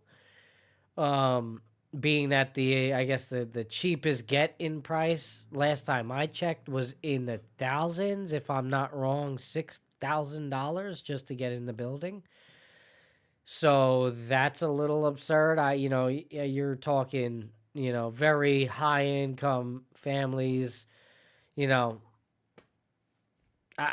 people that just genuinely have been saving up their whole life for. I guess that doesn't necessarily rule out the possibility of there being any, illegal immigrants there, or anybody, or even people that are, trying to, go through the proper channels of acquiring citizenship, things like that, who are, maybe here on a work visa or seeking asylum, the whole nine.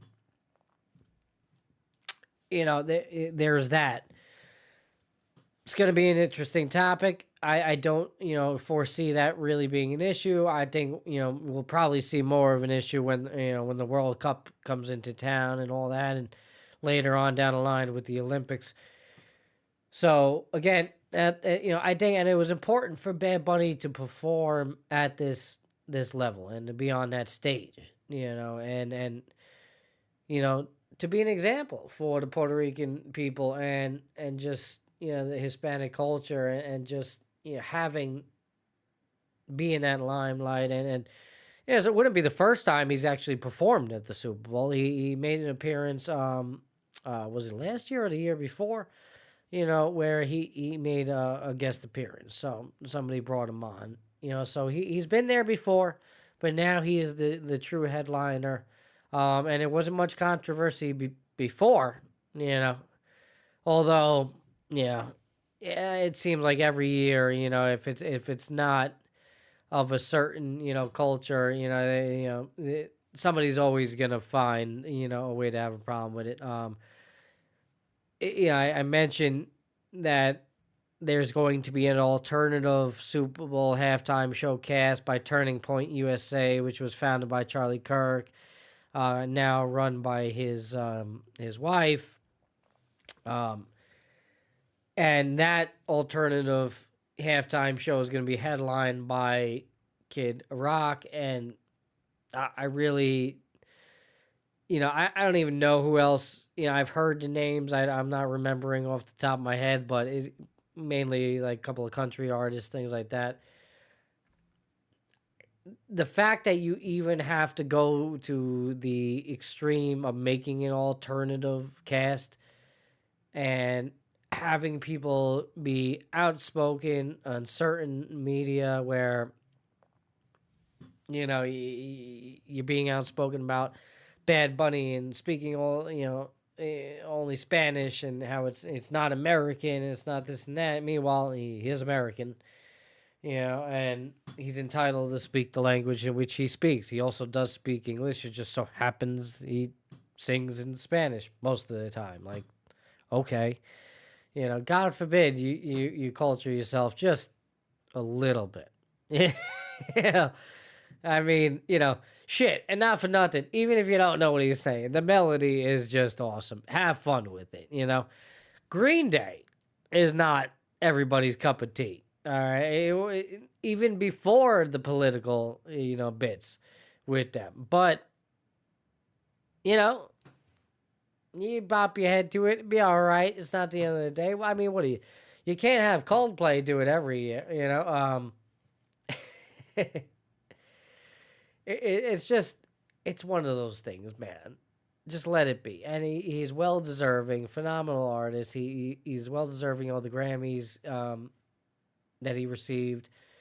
And again, in Goodell's perspective, no better way than to promote the game internationally than to have the by far, undoubtedly, the undisputable greatest international artist to this day, and it's Bad Bunny. There he is. Chef, I see you say Bad Bunny question mark earlier. I don't know if he's still with us. You knew about Bad Bunny, right? You knew about him performing Super Bowl. No, I know Green Day. But all right, were you aware of Bad Bunny? You knew about this? You hear about this whole situation with him? Performing. It's been crazy. It's a big topic, man. A lot of, again, like I just mentioned, Turning Point USA doing an alternative cast. It's very, touchy subject for a lot of people. Yeah, I've known more about him in the past year. I knew about the guy and the music and all that, but he's really come about strong into the scene. Just 10 years ago, he was working at a supermarket, bagging groceries, which is one of the biggest come ups of all time. Back in 2016, nobody knew him, nobody knew who he was, and just a kid, had a dream, and, coming from Puerto Rico and, found a way, gained notoriety through the music scene and, one of the biggest Hispanic artists out there. And then, came on and just took over the American scene in waves. And, I think, again, like I mentioned before, really came on through different avenues like acting and comedy and all that, and it really paved his way into a lot of different communities and cultures. And certainly even for me, as much as I do enjoy a lot of Spanish music, I know I love my Gypsy Kings, Buena Vista Social Club, shout out like Cuban, yeah. I certainly have my love. Carlos Santana, long time, seen him in concert. Certainly have my love for Hispanic culture, Hispanic music, all that. But Bad Bunny is of the elite now in the modern day, and if you're not familiar, check him out. It's not just you, Chef, but everybody out there. Certainly, and listen, have an open mind. Yeah, okay, Spanish is Spanish. All right, you can learn a little bit. You can look up the lyrics online. You can get the English translation on things, and when it comes down to instrumentals, and I like to think I know a little music. I mean, I think I like to think that I have a good ear for a good sound. When I listen to his music, man, I do nothing but dance and have a good time. So it gets me moving. Even before the show tonight, I had to do a little Bad Bunny prep and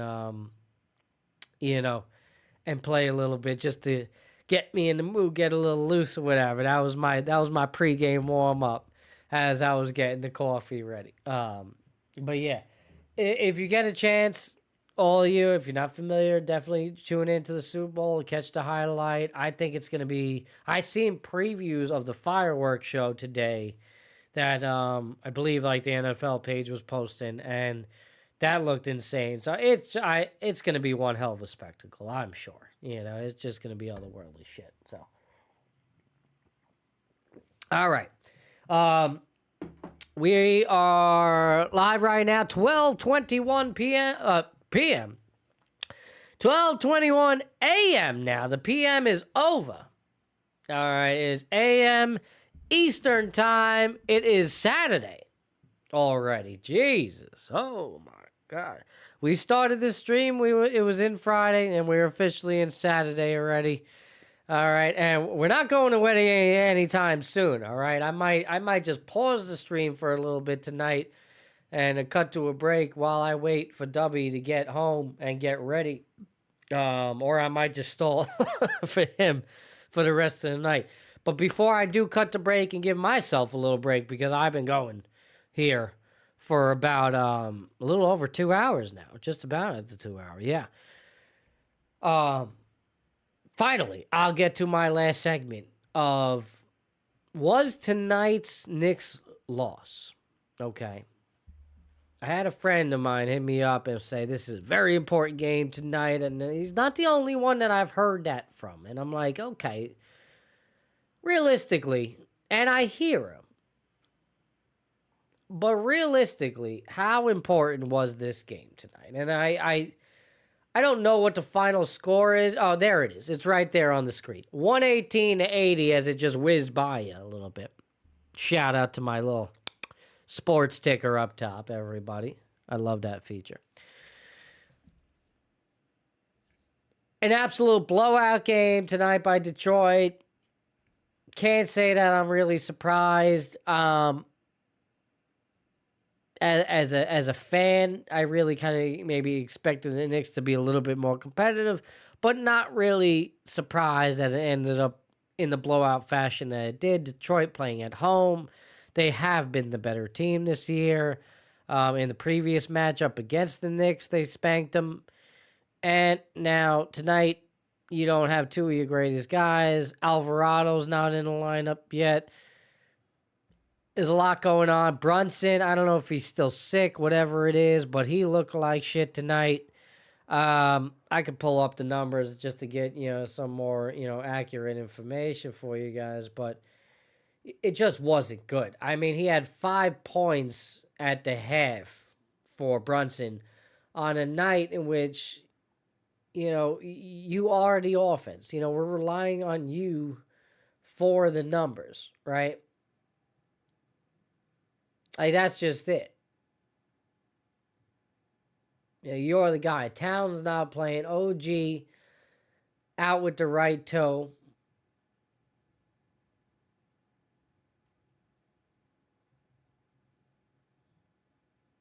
Not a lot of good minutes from a lot of guys. I'm going to pull this up for you here. Get some of the stats for you. again, my friend was making the argument that this was an important game. And just to put it into perspective for you, let's just go back 1 year ago where Knicks Celtics faced off 4 times, and the Knicks lost every single game. And I think 3 out of those 4, if not all of them, if I'm remembering correctly, were rather convincingly blowouts by Boston. It felt like the sky was falling down for the Knicks. There was no way, it's insurmountable. There's just no way. Like, the Boston is our daddy. They're going to find a way to win the game and to beat us in a playoff series. And lo and behold, we get to the playoffs. We all know what happens. Knicks take a commanding start to the series. Tatum gets hurt, and, we finish off the deal. Ultimately, it doesn't result in a championship. We don't go that far. But we were pretty damn close. And we beat the team that we had to beat. Now, we skip ahead a year later, and it's a little bit of a similar situation in which here's the team. We're good. We're damn right great compared to most of the league. But just not quite the best. We always got a little something going on, a little drama. I don't know. Detroit seems like they're out for blood. Cade Cunningham is an absolute stud. We know this already. But the rest of these guys on this team, they just give you matchup problems left and right. And contributions all throughout this lineup. They've all bought in. There's no ego that's too large, too small for this team. Even Cunningham, that he knows he's a bona fide star, doesn't necessarily need to be the highlighted feature of this team.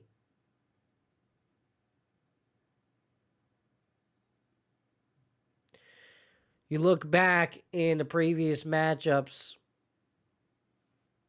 and you go back to January 5th where Detroit spanked New York 121-90. Knicks haven't scored in 2 games against Detroit. They haven't touched 100. Even come close to it.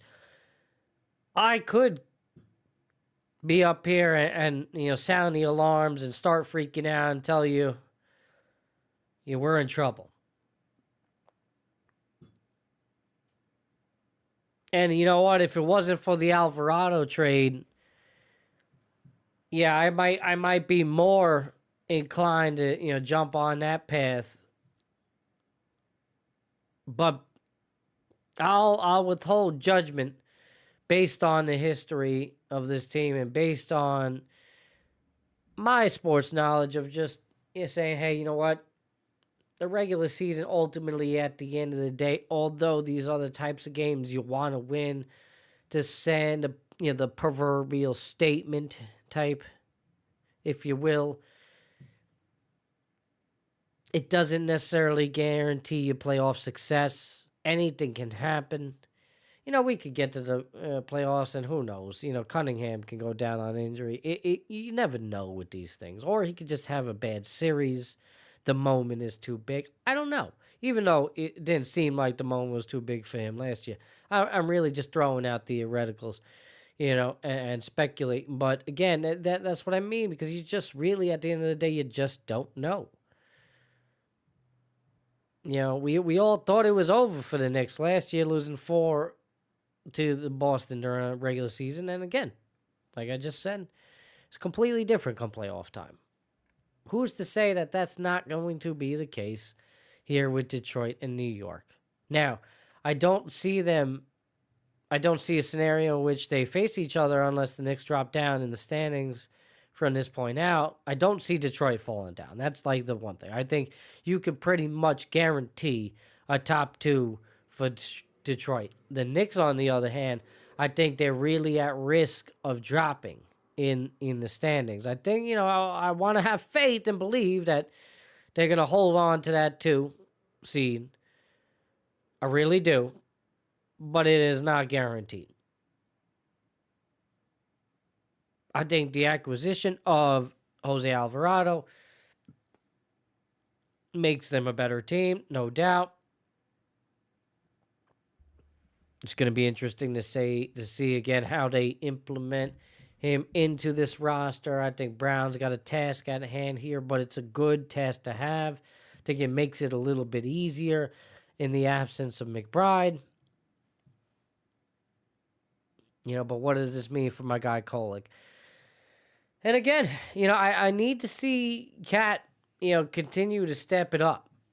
Despite the loss tonight, they won 8 straight games, the Knicks, and after the players' meeting, whatever it was they going on, all of a sudden, it seemed like there was a fire lit underneath Karl Anthony Towns' ass, and he's showing you what he's capable of doing again. But again, I've seen this story time and time again with him, and I just,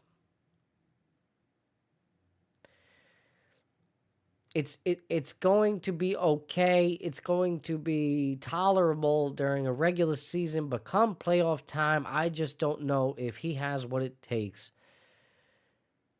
to do the things necessary to propel them towards a championship. I just don't see it. And right now, with the addition of Harden in Cleveland, and obviously what Detroit is already doing, and them staying pretty, steady throughout the deadline, not doing anything crazy. They're sticking with their guns. The Knicks have clearly 2, teams that may stand in their way with, some other teams that might be a problem. Philadelphia, don't forget about them. They don't need a high seed to be a problem in the playoffs. Embiid, looking healthy, playing like Embiid again, and that team is a bit scary. But, if I had to bet on it today, I would say, the Knicks, that's a series in which you got to win. I really don't see, it's Eastern Conference or a bust, I think I said at the top of the year, it's really a championship or bust for them, or at least a championship appearance. But, at this point, if they got to an Eastern Conference, they lost to a Detroit, I don't know if I could get as mad, because I felt like they knew that might be the case. I think not being aggressive and going after Giannis really was a telltale sign into saying, they were too afraid to blow it up. They were too afraid to make that leap, or the deal wasn't quite right, I can't knock them for that, if that was the case. I think Giannis, at the end of the day, wanted to come to New York, as long as, New York was willing to put an offer that appeased the front office of Milwaukee. But, clearly they didn't get there for whatever reason. And that's that. And, who knows? Maybe it wasn't really a realistic possibility in the first place, because we mentioned before, and what Trapper was saying early on, coming from Twitch. Thank you, Trapper, again for your contributions to the show tonight. There were, he's alluding to the fact that there's other teams out there that, were far more capable of providing a better package, a better trade package, a more attractive trade package for Milwaukee than what the Knicks were able to provide, or what the Knicks were willing to give. And I get that. It's totally understandable. It's been a hell of a product. They've been a hell of a team. they're in second place. Coming into the night, they were 4 games back, I think. Now in 5. You know,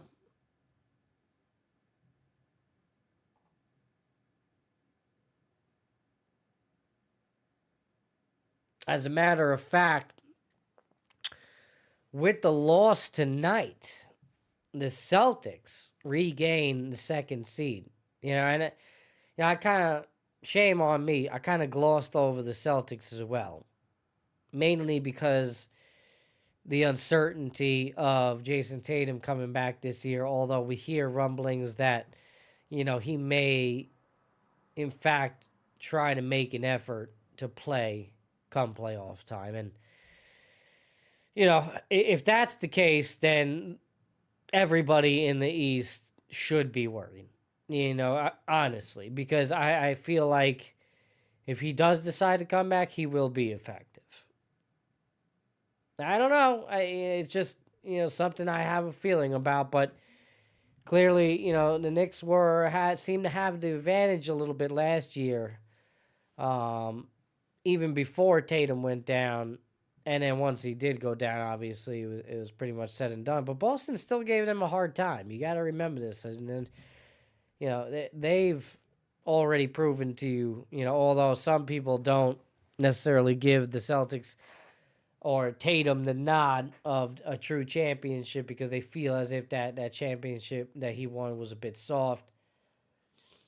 I would argue otherwise, but championships, like the same thing when people talk about how, the bubble championship that the Lakers won is kind of, nonsense. But hey, man, championship, and you got to play the games that are provided to you, man. That's it. Same thing with the mentality of the Patriots going into this Super Bowl Sunday. Yeah, 14-3 team, dominant, but soft schedule. Hey, whatever. We played the guys that were ahead of us. So, and they got the job done. It's going to be really interesting to see how this basketball season plays out. Again, when you look at the standing, the Knicks are just 5 games out of that 6 seed. All right, and 8 games out, away from the 7th. And that, that clearly seems like a stretch, but all you really need, man, is 2 really bad weeks of basketball. And I know I get, that's asking a lot, right? But hey, you got 2 guys out right now. If your best player, Brunson, goes down, which obviously would be doomsday scenario, but even if he's out for a couple of weeks, you best believe they're in a little bit of trouble here. Now, I think they'll be okay. I think they're going to find a way to stay in that top 3. If I had to guess, at this point, I'd probably put them at the 2. But I think I made a wager with Dubby a couple of weeks ago. I have it marked down somewhere in the handy dandy notebook, and I'm pretty sure a couple of weeks ago I had the Knicks finishing 1 over Detroit and Dub having them at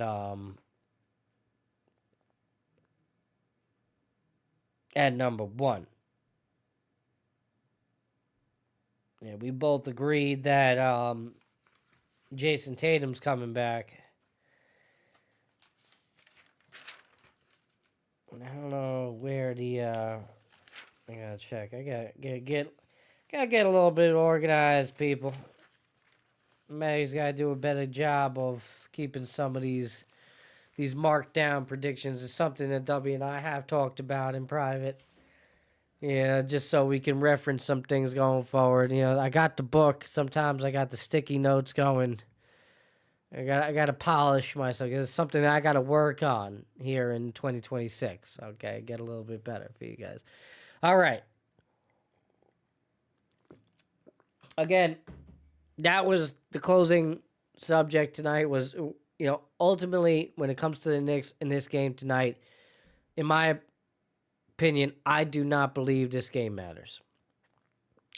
You should not overreact, Knicks fans. New York sports media, they may not overreact because, this was on Friday night game. There's a lot going on. You got Super Bowl on Sunday. By the time Monday, Tuesday rolls around, sports media is not, they're going to be talking about the Super Bowl. I don't think they're going to be talking about the Knicks and, even though the Knicks have a pretty tough stretch of games coming up. And this was the beginning of that. So the conversation certainly might shift there. And definitely after the Super Bowl, post-Super Bowl, we're going to spend a couple of days after that, talk about that. But the conversation is quickly going to shift to playoff basketball and what's going on here. And the Knicks are going to take, especially here in New York, they're going to take precedent over anything. Then after that, it's all about baseball. Spring training is here. Paul Goldschmidt re-signing with the Yanks, 1-year deal. All right, Yankees running it back, pretty much same squad, new revamped Mets team. Who the hell knows what's going to happen there? Looks like I'll be down there in spring training with Dub for the second year in a row. That's going to be amazing. Can't wait for that. And there you go. The conversation will be had at a later day, and we will talk about it then, man. But right now, the focus is on the Super Bowl this weekend, okay? As we are officially kicking off Super Bowl weekend as best as I know how. All right. I gotta say, I'm excited to be on tonight. It's been a hell of a show. Gone on for a little over 2 hours, 2.5 hours, really. My co-host, W. Dubois, should be around, should be getting home soon, and he plans on getting here and chatting with a guest of his. If for whatever reason that does not happen, we will be back either tomorrow, but we will be back definitely Sunday at 11 a.m. Eastern Time. All right. Very, very good friend and family member of mine, Stevie Beats Adorno's coming on. Gonna be talking about his music career. Gonna be talking about his latest music video that he has just released. Gonna be talking about his animated series for children that he's been working on. All out on YouTube right now. You can check it out, Stevie Beats Adorno. All right, he is the producer, the creator and producer of my original intro song, Matty B, Epis Sports Radio. You know the jingle.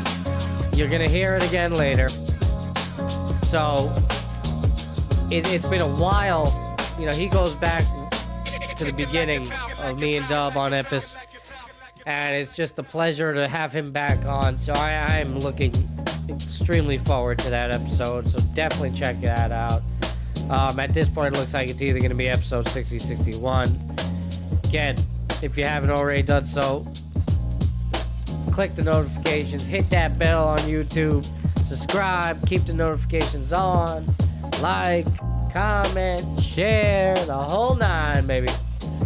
All right. Who do you got? Let me know in the comments. Seattle Seahawks, New England Patriots. Who is it, baby? Who's going to be the MVP? I got Sammy Boy. I haven't given you my full final score prediction yet.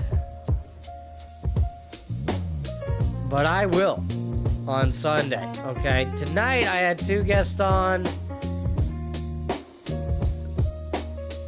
And my boy is, who predicted, of course, him being the Patriots fan that he is, predicted that the Patriots would win 24-17, which I don't see it happening. Not that the fact that they won't win, but I don't see them holding Seahawks to 17. I would think it's going to have to be a shootout, so that gives a little bit of inside prediction to what I think the score might be. And then you got my other boy Steph came on, Jets fan, just like me, poor, hopeless Jets fan. And listen,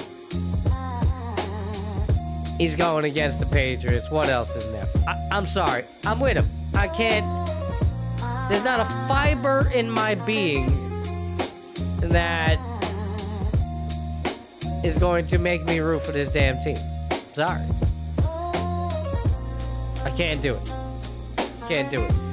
And it's not because it's just, even when I try to think in it from an independent observer perspective where I don't have no stake in the game, I still think Seahawks are the better team. I think they have the more weapons.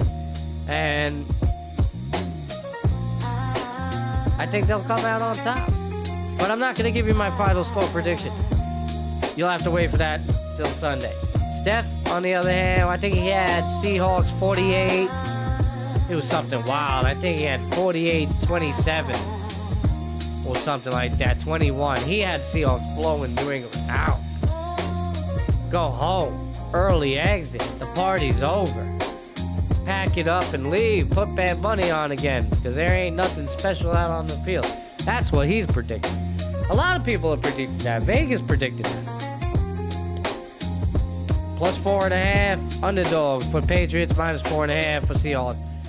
Man, 59 episodes now. Coming up to 60. All right, we were just celebrating episode 50 as if that was like some huge milestone. And here we are. Got a bunch of shows with the Mental Mondays as well. Another one will be coming up this week. Stay tuned for that. A bit of sad news as we close out episode 59. Again, if you follow with us live during this live recording of episode 59, the idea was to have my co-host W. Dubois continue the show tonight, but unfortunately his time got extended at work, so he will not be able to join us tonight and continue the conversation, but I'm already working with him and we're trying to reschedule for a Saturday stream for him to come on with his guest speaker, and they're gonna give you all the sports, everything. Hosted by my man Pots and Pans W. Dubois. So catch that tomorrow, alright? Hit that bell, keep those notifications on, and man, do I even really have to say it? Keep showing up. I want to thank my guest tonight, Israel Suero, Stephen Ramos, Stephan Ramos. Just my guys. Really, truly love them both. Great takes from the both of them tonight about the just passionate sports fans, passionate football fans. Love what both of these guys are about. Big shout out to Steph and him coaching the youth football and him getting that head coaching nod, and just excited to see his progression in youth sports, and who knows, maybe he can turn it and flip it into an actual coaching career somewhere down the line. The guy's definitely passionate and about it, and seems to just genuinely want to help and steer the youth sports in a direction it sorely needs to go, and it's something that is missing in youth sports today. So just really want to thank both of those guys for coming on again. I definitely would love to have both of you back on in the future, and any of you out there listening right now or in post, please hit me up in the DMs, Instagram, Facebook, whatever it is, Epis Benedetti, Epis Radio. You can hit up W. Dubois as well, W_Dubois. Hit him up, let us say, hey, I seen somebody, I want to come on the show, say whatever it is you guys say. You get on here for 5 seconds, say, the Jets suck. All right, fine, get on here, say it. We want to hear it. We want to talk about it. Whatever it is, man. And hey, if you got a non-sports take as well, we have Mental Mondays for a reason. We could certainly go over there on Mondays, 10 p.m. Eastern. and we could chat about that. Or, if you can't make that, we can always open up the topic of conversation here on the sports show as well, because at the end of the day, like my friend Israel talked about earlier, although we love our sports, there's a lot of things going on in the political landscape, and it is important that we acknowledge that. It is important that we understand what's going on around us and the atrocities that are taking place in our community. I've been very outspoken about it here on my platform. It's actually a bit of reason why I have stepped away from some of the daily content creation, just for my own sanity and for my own mental health, to just kind of rid myself of the daily algorithm and prevent myself from doom scrolling and getting lost in said algorithm. And I advise you all to maybe, even though it's kind of contradictory in the sense that, I want you guys to be on here and, join me and chat. I understand the importance of stepping away and taking a break from social media and just other, avenues of I'm losing, the term for it, of just content, and how we consume content, and whether it just be live television, podcasts, social media, all of it. Sometimes it's necessary to get away from the algorithm, and you got to do that. You got to do that for your own sanity. And listen, before I go, and I'll leave you with this one last message for episode 59. Again, like I just mentioned, I love sports and the distraction it does create, from the everyday life. And I love competitive spirit, more than the average person. And I would say, and, having competed in, youth sports and collegiate sports growing up, that competitive spirit, it stays with me. But, now as I get older and, I have kids and a wife, family to look after, some of those things just don't matter as much as they once did. And seeing, what's going on in the news, I mean, just today alone, our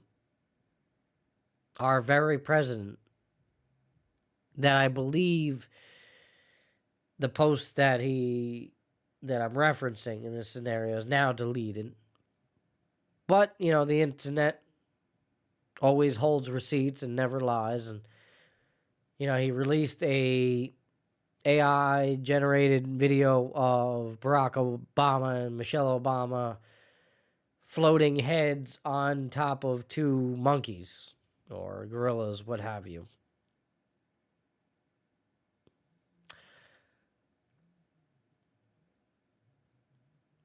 And then you wonder why I, maybe feel the need to be so outspoken as I have been on this platform. If you're still wondering why, well then, yes, maybe take a look around. When our leader of our nation thinks it's a just blatantly good idea to post fictional AI generated racist rhetoric in which he has been so outspoken against in terms of the far left, spreading their own divisive rhetoric. And we are the problem, not we, me in particular, but that, anybody that's opposes those views is the problem. I would question you and your blatant following of this administration, and I would question your belief as to why that posting something like that is okay. And truthfully, it only leads to one thing, and it's just because you're a racist. You know, I do have an Hispanic background, Puerto Rican, Cuban.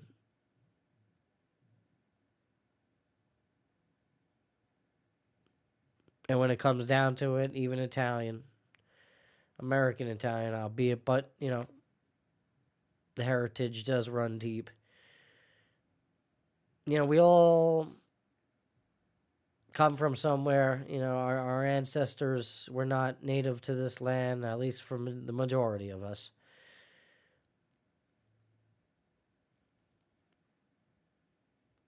The way we continue to treat our neighbors, our immigrant neighbors, is appalling. You know, I have surely been on record saying that, I think we can all agree that, we can get rid of the criminals, the pedophiles, the drug traffickers, everybody, just anybody who's not up to standard to, participate in everyday society. And again, that doesn't mean whether you're black or white, brown or yellow. As long as you're an upstanding citizen, I think we all have the right to freedom and a right to, voice our opinion, which, our simple constitutional rights are continuously being stripped from us left and right. And I question you, the people, to question what it is you're seeing, question what it is that's going on. And if you do have a platform such as I do, speak up. I know it's not easy. I know it's very hard, but it's sometimes necessary to have that type of conversation. And as long as I have this platform and as long as I have a voice, although I may not spend a whole show on it ever again, or I might, I don't know, but tonight that wasn't the focus. I will spend at least this time to remind you that this is not the America in which I want to raise my children. I dream of an America in which everybody is welcome in all walks of life. There has to be a better way than this. Fuck ICE. Trump should resign in wake of the Epstein files, but we all know that will not be the case. I pray for our children.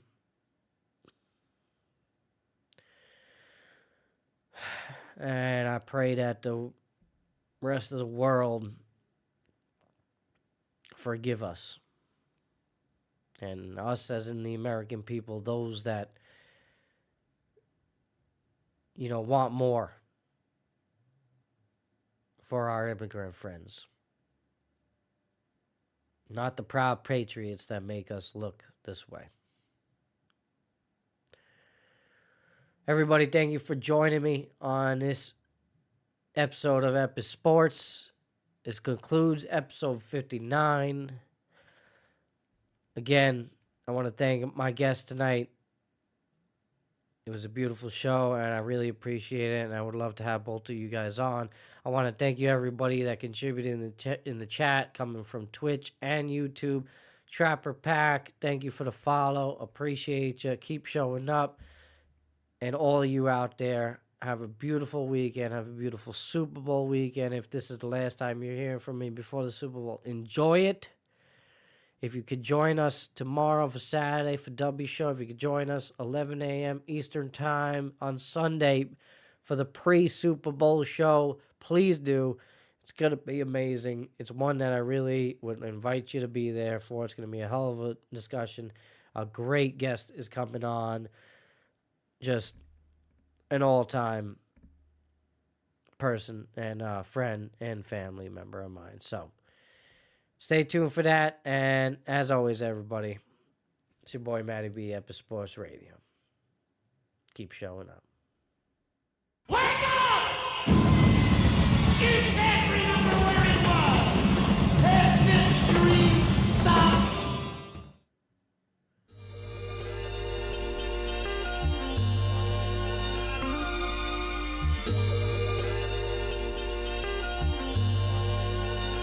Hope you find some kind of peace of mind.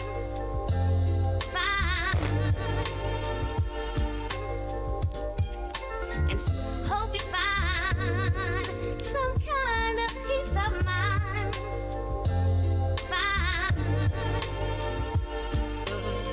Was true. Is my love. All right, everybody. All right. Have a wonderful night. Until next time, it's your boy Matty B, Epis Sports Radio. Keep showing up.